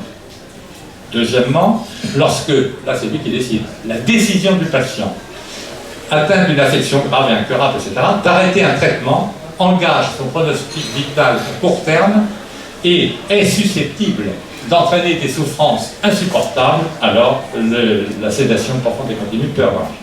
Les garanties entourant le recueil de son consentement sont évidemment celles que je vous ai indiquées. La loi prévoit expressément que ça c'est important, la nutrition et l'hydratation artificielle constituent des traitements et peuvent donc être arrêtés. Et l'arrêt de ces traitements ne peut donc pas être considéré comme un acte de torture ou de barbarie, parce que faire mourir quelqu'un de faim ou de soif, ça pourrait être un acte de torture ou de barbarie, c'est des tribunaux l'ont jugé, des cours d'assises, et donc au sens de la CEDH. Par conséquent, on peut le faire, puisque la CEDH a dit oui, et elle est prudente là-dessus, puisqu'elle laisse aux États une assez grande liberté pour savoir jusqu'où doit aller, où on doit mettre la fameuse limite dans l'action des soignants. Sous l'empire d'ailleurs de la loi du 2 février 2016, la CEDH a confirmé par un arrêt, bon je ne rentre pas dans les détails, mais a confirmé sa jurisprudence. Donc je reviens sous l'empire de la loi de 2005, confirmé sous celle de la loi de 2016. Alors voilà maintenant, voilà le droit positif. Je vais raconter rapidement. Quid maintenant de l'euthanasie? C'est vraiment l'euthanasie qui est en question. D'abord, quel est le sens du mot euthanasie dans ce contexte d'accompagnement du mourant? Il ne s'agit plus d'adoucir, il s'agit maintenant d'adoucir la fin de la vie, et elle n'apparaît plus comme la bonne mort, selon son étymologie, mais comme un moyen de supprimer les souffrances tant physiques que psychologiques du mourant. Cependant, d'un certain point de vue, elle correspond à l'inverse du soin palliatif. Le soin palliatif, il consiste à recouvrir la douleur, pallium, le manteau, et par conséquent, pas à soigner, et non à supprimer la victime. Mais d'un autre point de vue, elle apparaît comme compatible avec les soins palliatifs. Seulement, elle est évidemment postérieure. Un aspect paradoxal mais important de la question ne tient pas, me semble-t-il, la place qu'il devrait dans les débats et dans les très nombreuses réflexions menées sur l'euthanasie. Interdite en droit, et vous l'avez évoqué, elle existe en réalité en fait. Et cette pratique est évidemment cachée et très difficile, voire impossible à établir. Cependant, quelquefois, des circonstances exceptionnelles permettent de la connaître. Ainsi, le cas, à titre d'exemple, du docteur Laurence Framois et de l'infirmière Chantal Chanel. Ce médecin et cette infirmière avaient injecté un produit létal à une dame de 85 ans qui était atteinte d'un cancer du pancréas en phase terminale. Tout se passait très bien, la famille était d'accord, personne n'avait rien dit, il n'y avait pas de difficulté. Puis il y a une infirmière qui a trouvé malin d'aller dénoncer ça à la direction de l'hôpital, qui n'a pas pu en rester là, parquet, etc. Et par conséquent, condamnation. Alors non pas de l'infirmière, mais condamnation du médecin à 1 an d'emprisonnement exercice, puisqu'on n'a pas le droit de donner la mort. Donc ça montre bien que la question est essentiellement, contrairement à ce que me disait mon cher confrère dans un avis, qu'elle est essentiellement juridique. Car la question, c'est convient-il, dans ces conditions, de dépénaliser, voire de légaliser l'euthanasie. Le droit positif français interdit l'euthanasie. Je vais vous montrer comment. D'abord, le serment d'Hippocrate, qui est prêté par les nouveaux étudiants en médecine, enfin les nouveaux médecins, pardon, et qui est repris dans le code de l'odontologie et qui comporte les obligations suivantes. Je ferai tout pour soulager les souffrances, je ne prolongerai pas abusivement les agonies, je ne provoquerai jamais la mort délibérément. Le code de déontologie médicale, l'article 38, dit pratiquement la même chose.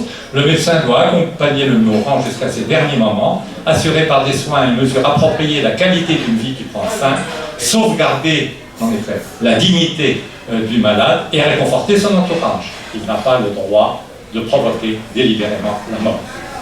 Le Code civil, dans son article 16-3 de la loi du 6 août 2014, dit « Il ne peut être porté atteinte à l'intégrité du corps humain qu'en cas de nécessité médicale pour la personne ou à titre exceptionnel dans l'intérêt de l'autrui. » Le Code pénal punit très sévèrement les atteintes volontaires à la vie. Le fait de donner volontairement la mort d'un meurtre qui est puni de la réclusion criminelle pour une durée de 30 années. Lorsque ce meurtre est accompagné de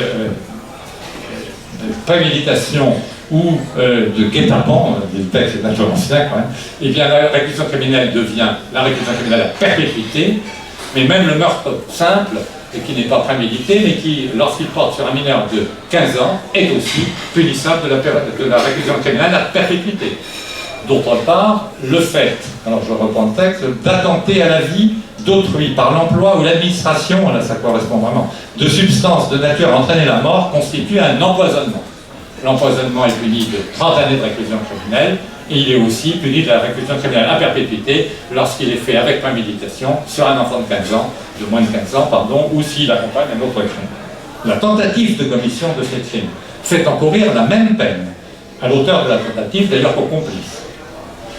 Aucun des faits justificatifs. Ça, c'est intéressant. Parce que là, on entre vraiment dans le vif du sujet avec les médecins. Aucun des faits justificatifs, discernement aboli par un trouble psychique ou neuropsychique, force ou contrainte à laquelle on n'a pas pu résister, erreur de droit invincible, commandement de l'autorité légitime ou légitime défense. Il n'y en a pas d'autre. Est-ce que aucun, en réalité, quand on regarde bien, de ces faits justificatifs ne permet de justifier l'action du médecin? À titre de contre-exemple, justement, on peut voir le non-lieu qui est intervenu pour Marie Imbert et le docteur Chausson.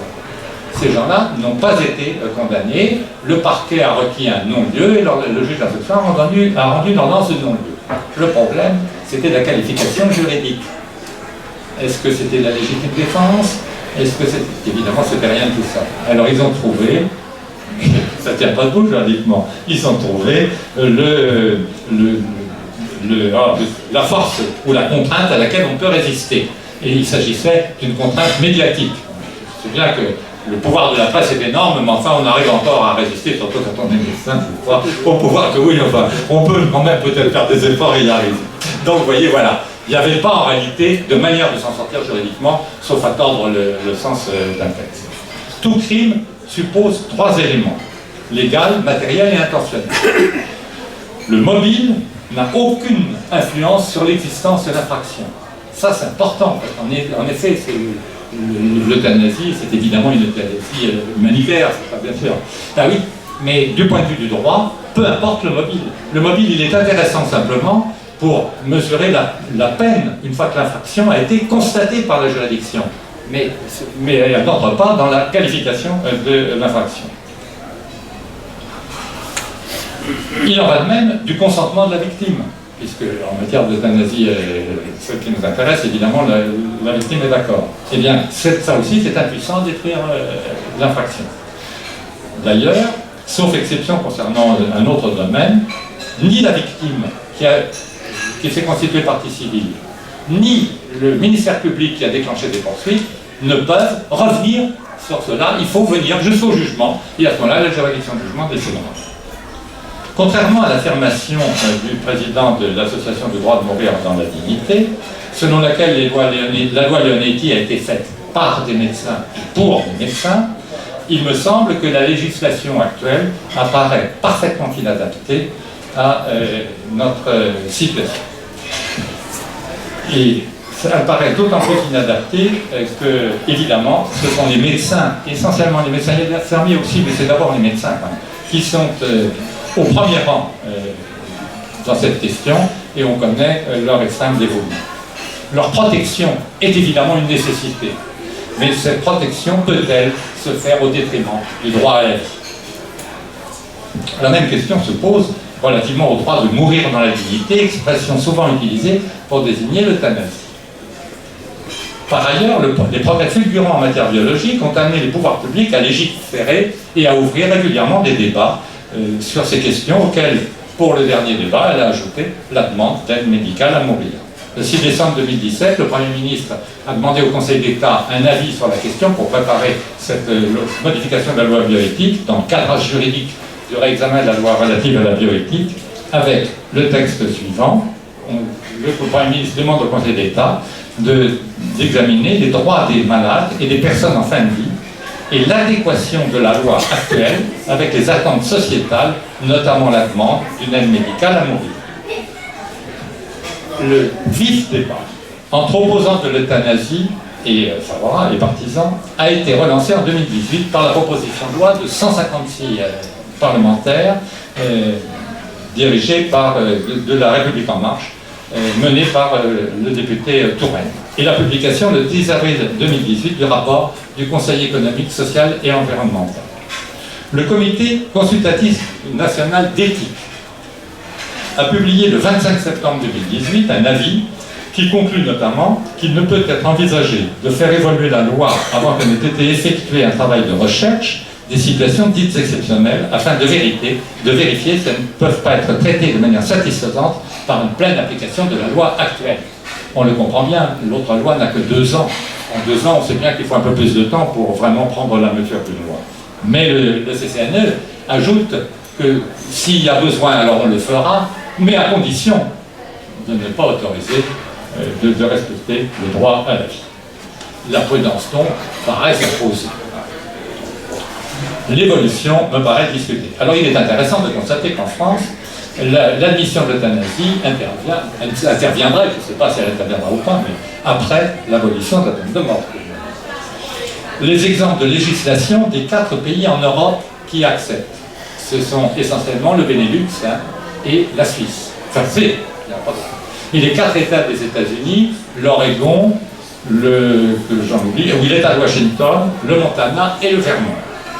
Ces États ont soit admis le suicide assisté, soit carrément admis franchement l'euthanasie. Et évidemment, ça a nourri l'argumentation et l'argumentaire des gens des demandes de l'euthanasie en droit français. Seulement, en France, non seulement le médecin comme l'aidant ne doivent pas provoquer délibérément la mort, mais ils doivent s'abstenir de commettre les infractions précitées, que je vous ai indiquées tout à l'heure, mais en plus, ils doivent, comme toute personne, porter assistance à une personne en danger. Et s'ils ne le font pas, leur mission volontaire de porter secours est punissable de 5 ans d'emprisonnement et de 75 000 € d'amende. Alors, le suicide, même si étymologiquement c'est le meurtre qu'adhérer suit de soi-même, n'est plus une infraction punissable depuis la Révolution française. L'esclave qui appartenait à son maître, ou le serf sur lequel le suzerain avait le droit de vie et de mort, commettait une infraction, se suicida. En droit moderne, aujourd'hui, on dirait que l'action publique se trouve éteinte par le décès de l'autre.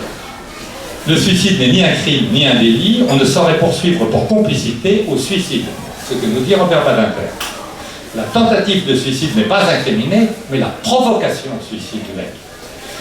Elle a fait l'objet d'une infraction particulière, ainsi que la propagande ou la publicité en faveur des moyens de se donner la mort. Vous vous en souvenez peut-être de tout le débat qu'il y a eu après cet ouvrage qui avait été publié et qui s'appelait « Suicide mode d'emploi » et qu'on a retrouvé au chevet d'un certain nombre d'adolescents qui s'étaient suicidés.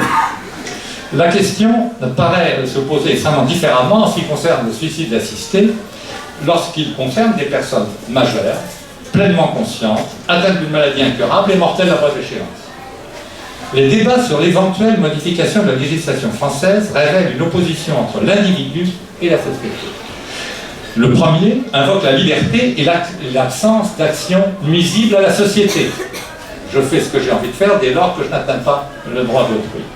La seconde invoque la suprématie de la dignité humaine, la suprématie de la vie, premier motif, premier principe de société, et l'absence de liberté totale déjà dans le droit sur son corps. Regardez les différentes conditions pour l'IVG, le prélèvement d'organes, la participation à la recherche médicale, le don de gamètes, et encore maintenant, on ne sait pas puisque c'est en discussion, la question de la gestion pour autrui. Car ce n'est pas la vie qui est sacrée, mais c'est l'homme, nous dit le professeur Rico. Cependant, le concept de dignité apparaît relatif et variable selon les lieux et surtout selon les époques. L'éthique qui doit évidemment guider. Le législateur impose des devoirs, ou la religion, je ne sais pas, et à la conscience des êtres humains. Le droit impose des obligations ou des interdictions dont la violation entraîne des sanctions auxquelles la morale ou l'éthique sont étrangères. Le principe de l'autorisation par voie de dépénalisation, voire de légalisation de l'euthanasie, relève d'abord de l'éthique et seulement ensuite du droit. C'est dans cet exercice entre les deux que se situe l'action médicale, notamment celle des services de réanimation et de soins palliatifs. Une évolution dans cette direction soulagerait le fardeau des équipes soignantes, mais la possibilité de dérive imposerait de strictes conditions. Ainsi, l'actuelle clandestinité ne disparaîtrait pas totalement à cause de l'appréciation factuelle nécessaire des conditions. L'euthanasie, en plus, il y aurait un danger de glissement qui a été dénoncé par plusieurs auteurs, de l'euthanasie agonique vers l'euthanasie utilitaire. C'est-à-dire qu'on accepterait d'abord l'euthanasie du moribond, de la personne incurable, de l'enfant handicapé, de l'handicapé simplement, de l'aliéné, du vieillard, de l'indésirable. Les nazis ont su continuer tout ça et en faire la pratique. Ils ont quand même pas osé l'écrire dans leur loi, dans leur projet de loi de 1944. La demande d'évolution concerne le suicide assisté et l'euthanasie. Les notions doivent être bien distinguées. Le suicide, à la différence de l'euthanasie, ne suppose pas l'intervention d'un tiers. Cependant, non seulement un tiers ne doit pas provoquer le suicide, on l'a vu, mais il ne doit pas non plus en faire la publicité. Il doit assister la personne en pleine. Le suicide ne nécessite pas l'intervention d'un tiers, cela signifie que la question du suicide assisté ne devrait pas se poser au médecin, sauf dans un cas de l'handicapé tétraplégique qui physiquement ne peut pas se donner la mort lui-même. Dans les autres cas, si les gens peuvent se donner la mort, libre à eux de le faire ou non, puisque ce n'est pas, je vous le disais tout à l'heure, un délit. D'autre part, la question, lorsqu'il ne s'agit plus d'un mourant, la question par exemple de Humbert, dans ce cas-là, on peut se poser la question de qu'est-ce que c'est que l'handicap insupportable? Qui est juge pour savoir ce qu'est l'insupportable? Et évidemment, aucune liste objective ne peut être dressée de ces handicaps insupportables qui justifieraient que la victime de ce handicap soit en plus capable de s'administrer la mort. Évidemment, cette notion d'insupportable est trop subjective pour qu'on puisse aller plus loin dans ce domaine. Les récentes études sur la question concluent à la nécessité de développer la formation des médecins à la culture palliative, et là je parle sous le contrôle des médecins et professeurs qui sont ici. J'ai lu, alors peut-être c'est une erreur, que dans les années d'études, il y avait 1 heure par an d'enseignement en ce qui concerne les soins palliatifs et la lutte contre la douleur. J'espère que c'est une erreur, mais bien sûr, vous me corrigerez. Donc, on propose d'améliorer évidemment cette situation. Alors qu'un corpus juridique permet de répondre à la plupart des situations de fin de vie, il faudrait consacrer un droit à mourir, selon l'expression de Robert Holtzman, pour satisfaire les demandes d'euthanasie. Elles paraissent essentiellement déterminées par l'insuffisance des soins palliatifs. L'accumulation de très nombreuses affaires médiatisées depuis 1985, les déclarations de très hautes personnalités, notamment médicales, la dernière affaire d'Albert, l'écrivaine atteinte de la maladie de Charcot qui a été euthanasiée en Belgique le 2 octobre dernier, les positions prises par le président de la République, le Premier ministre, le ministre de la Santé, l'activité débordante de l'Association pour le droit de mourir dans la dignité qui organise une journée pour cela le 2 novembre prochain, et une très grande partie de la population française conduiront peut-être, je n'en sais rien, le législateur a décidé s'il faut devancer la mort ou pour ne plus mourir mal en France. Je vous remercie.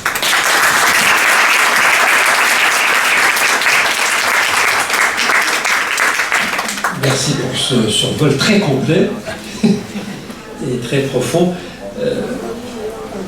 Il est évident que la loi française a été faite par les médecins, et c'est pour protéger les médecins, ça c'est vrai.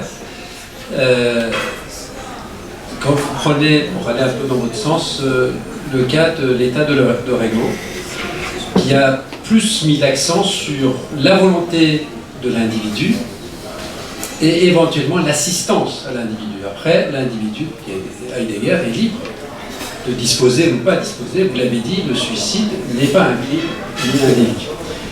Et l'expérience de l'État d'Oregon m'a paru assez intéressante à cet égard, car 10 ans après avoir lancé la loi, qui consiste à enregistrer le désir de malade atteint d'une maladie incurable, de lui donner l'autorisation à ce qu'il passe à l'acte lui-même, c'est-à-dire ce caractère d'activité d'euthanasie est transféré du médecin vers le malade. Autrement, oui, avec un cocktail qui est confié, et même, éventuellement, il a la possibilité de faire appel à des associations d'assistance des malades pour, au moment, il doit passer à l'acte. 10 ans après, le force a été de constater que moins de 50% des individus qui avaient émis le souhait passaient effectivement à l'acte. Ceci a introduit, à mon sens, la complexité de l'affaire et le caractère changeant d'un désir même de mettre fin à la vie. À ce titre, comme l'expérience est unique, il n'y a pas de retour en arrière. Donc, en effet, nous sommes d'accord, nous ne pouvons pas légiférer et autoriser à ce qu'un médecin soit effectivement l'aide à l'abrogation de la vie. Donc, autrement dit, si on évacue en mettant le suicide assisté est évacué du débat, on ne traite pas de ce sujet, que la maladie incurable, le mourant en fait qui est en agonie, il est de devoir du médecin de l'assister, pas de problème. Sur cette zone grise intermédiaire, et c'est là où le débat est effectivement assez criant et difficile, je pense, en tout cas de mon expérience de médecin, j'ai vu plus d'une fois des mourants changeant d'avis. Et à ce titre, je pense qu'on ne peut pas tout légiférer. Et là, on ouvre le débat pour les peut-être 10-15 minutes que nous avons devant nous. Si vous aviez des questions au panel, que ce soit sur l'aspect juridique, religieux, éthique, philosophique ou médical. Juste pour compléter ce que vous disiez, monsieur le professeur, je crois que la Suisse s'est inspirée de l'Oregon et que, alors il y a, mais pourquoi on permet ou on dit que c'est le médecin qui doit prescrire parce que là, quand même, il entre un peu dans...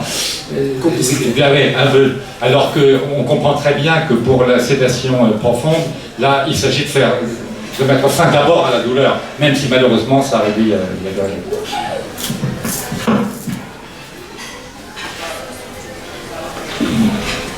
Tellement fatigué. Les questions pareil.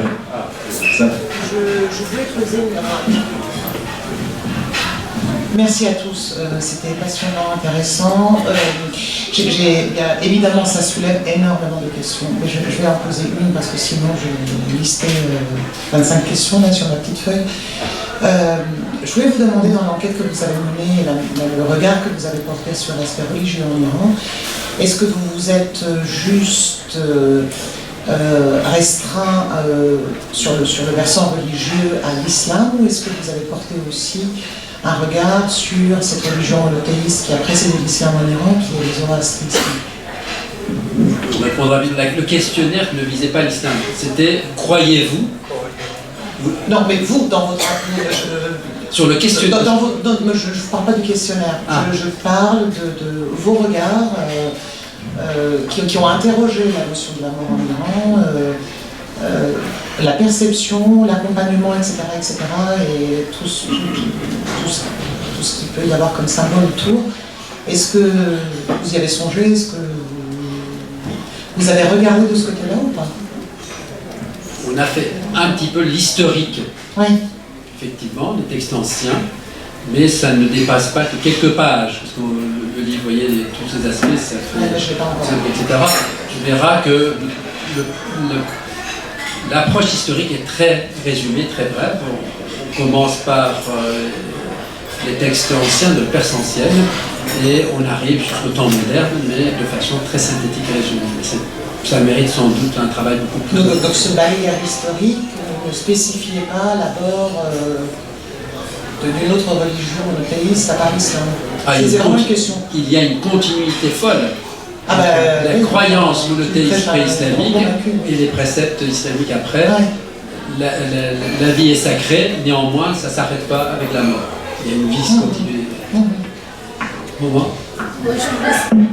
Merci. Merci encore pour ce débat très passionnant. Je voulais savoir, en Iran, alors, vous avez interrogé quelques médecins, c'est quoi la pratique là-bas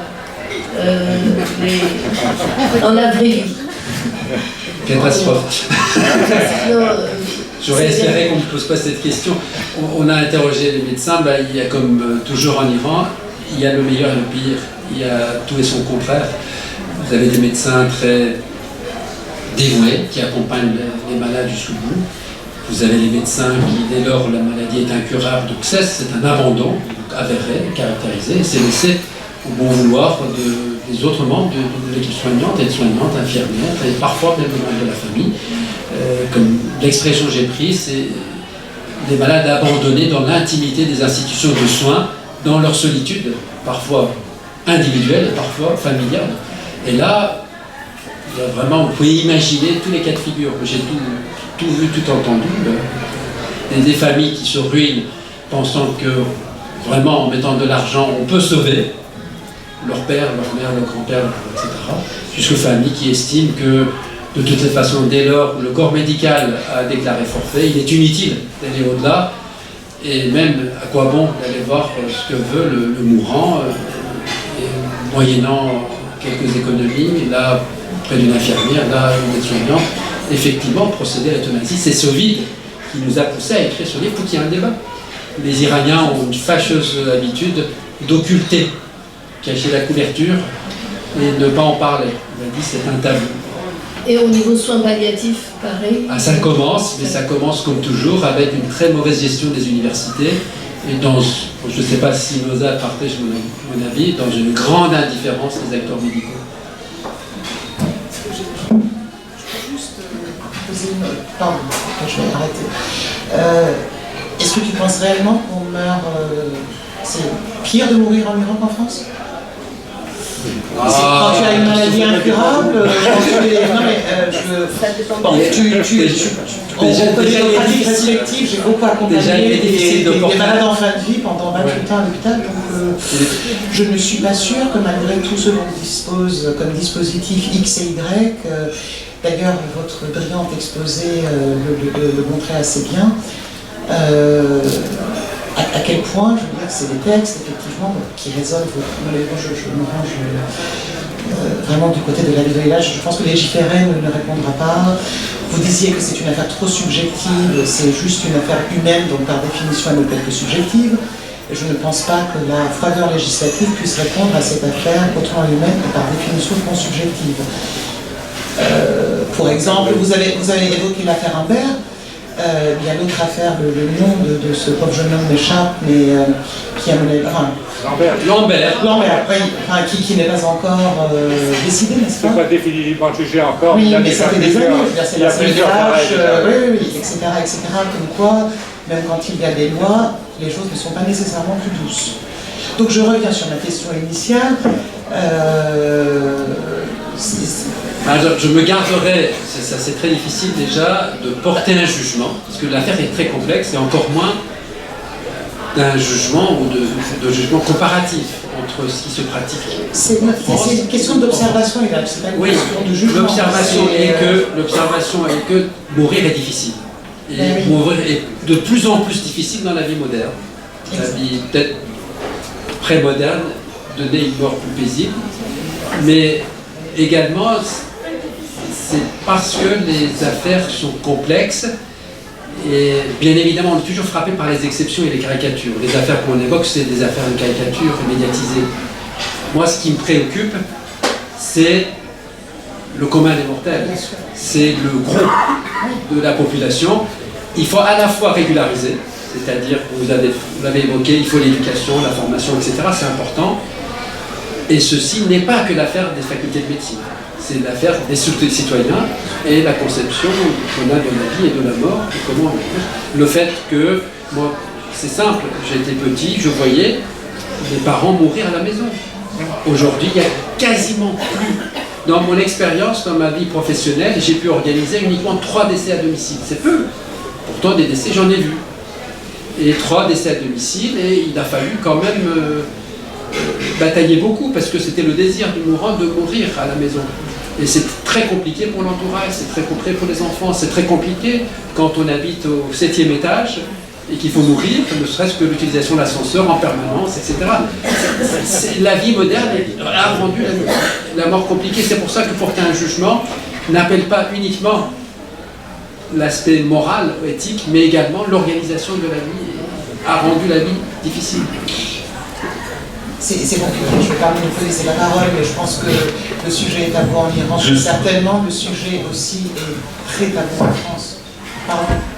Pour vous répondre juste en 2 mots sur la question de est-ce que c'est plus difficile de mourir en Iran ou en France, je reviens un peu à mon avis qui disait que malgré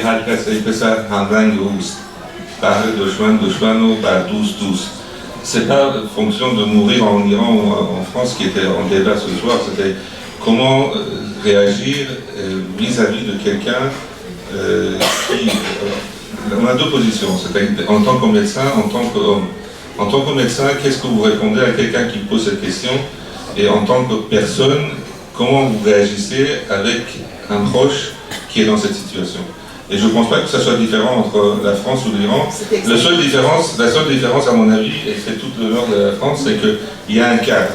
Il y a un cadre qui permet de proposer, je suis désolé d'utiliser ce terme-là, une offre pour aider la personne et ne pas se retrouver dans l'inégalité totale. En Iran, comme comme dans tous les pays du monde, cette pratique existe. C'est aussi vieille que la médecine. Moi, quand j'ai commencé la médecine en neurochirurgie, vous voyez tous les jours des accidentés de la route qui arrivent, 20 ans, 25 ans, 30 ans. La famille est extrêmement contente et reconnaissante quand vous faites l'intervention en disant il va rester en vie. 1 mois après, il vous dit vous êtes sûr qu'il va sortir de coma. 2 mois et demi après, il n'y a personne qui vient voir la personne qui reste à l'hôpital.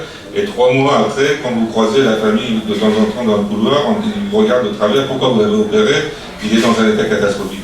Donc je pense que maintenant, on peut se poser la question. À l'époque, on se posait toute la question en disant il faut tout faire et puis on verra.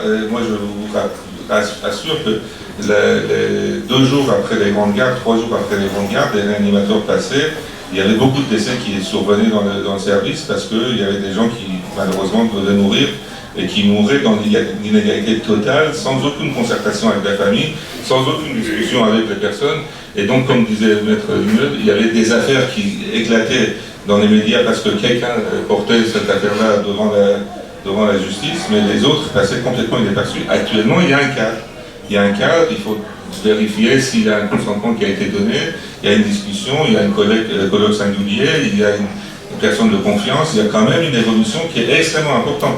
On ne peut pas dire, moi je ne suis pas en train de dire qu'il faut légiférer en disant qui doit mourir, qui ne doit pas mourir, mais il y a quand même un cadre juridique qui est ouvert, les médecins sont protégés, les familles sont plutôt certains que leurs droits et qu'il y a une discussion quand même qui va avoir lieu, donc ça c'est extrêmement important. Je ne pense pas qu'on peut balayer un travers de main en disant que il faut absolument aucune loi, c'est une discussion très personnelle. Oui, c'est personnel. On est tous va être confrontés à ce problème-là. Moi, j'avais le père d'un de mes amis qui était pasteur qui disait que la santé était un état précaire qui ne présage rien de bon. On va se retrouver tous dans cette situation-là. On va tous être confrontés à son père qui va être malade, qui va avoir l'Alzheimer. Nous, on est ici, il y a le problème, c'est que nos parents sont plutôt en Iran, donc on ne sait pas quoi faire.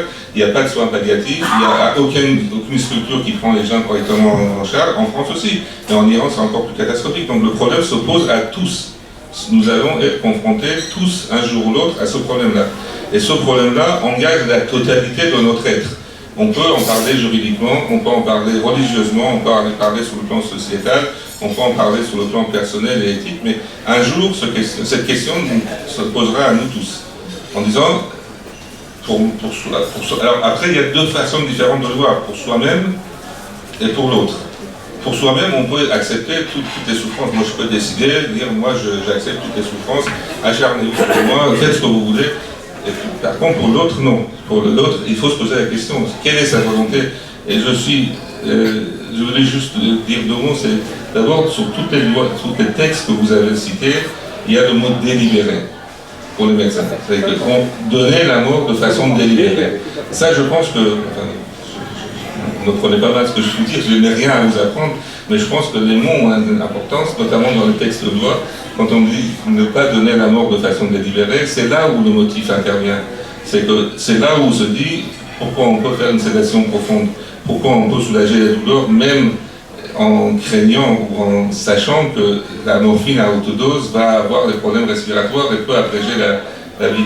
Donc le mot délibéré est important, donc je pense qu'il faudra en tenir compte. Et puis après, je pense que c'est une question que tout le monde doit se poser et les directives anticipées sont extrêmement importantes. Merci beaucoup, je suis tout à fait d'accord sur cette idée de délibérer, effectivement. Mais ce que je disais, c'était que le mobile, alors c'est un peu autre chose. Mais bon, je ne vais pas en faire en détail. Ce que je voulais surtout vous dire, parce que c'est quelque chose de concret, puisque nous sommes, comme vous l'avez justement dit, M. le professeur, tous des futurs mourants. Et que, par conséquent, c'est peut-être assez important que nous soyons en bonne santé ou pas en bonne santé maintenant, de savoir qu'il y a un site qui est très bien fait, le site du gouvernement français, sur les... vous le connaissez bien sûr, et qui vous donne des exemples et qui vous permet, enfin pas un exemple, il y a un formulaire et qui vous permet de faire savoir quelles sont vos directives anticipées si vous voulez en faire, évidemment, sachant qu'on peut évidemment toujours les modifier à tout instant ou les supprimer si on veut, et également un projet de lettre pour désigner la personne de confiance, qu'on peut aussi annuler, réduire, modifier, etc. Mais ça, je crois que concrètement, c'est important. Vous ouvrez Internet, servicepublic.fr, et puis directive anticipée, etc. Et vous avez tout de suite l'élément. Ça me paraît concrètement quelque chose de très important. Parce que si le décès vous arrive dans un hôpital, puisque pourquoi on décède de l'hôpital maintenant ? Tout simplement parce que quand quelqu'un commence à aller pas bien, vite les urgences, vite on appelle, alors que on sait déjà que ça va peut-être pas si bien que ça. Et puis quand on a vos urgences, on dit on a fait tout ce qu'on a pu, et puis ce que vous disiez très exactement, alors là, je suis bien d'accord avec vous, alors qu'en réalité, il faudrait peut-être un petit peu réfléchir à ce moment-là, et là, pour le coup, la religion peut peut-être nous y aider, et réfléchir un peu à ce moment-là et se dire non, bon, ok, j'ai compris, c'est fini, vous allez me faire la sédation, machin, mais je vais rentrer chez moi tranquillement avec les miens autour, etc. Et il y a de plus en plus, je ne sais pas si vous le constatez, une demande de gens de finir leur vie chez eux, au milieu des leurs, etc. Et ça me paraît en effet très important. C'est aussi le respect de la dignité, c'est aussi apaiser les souffrances.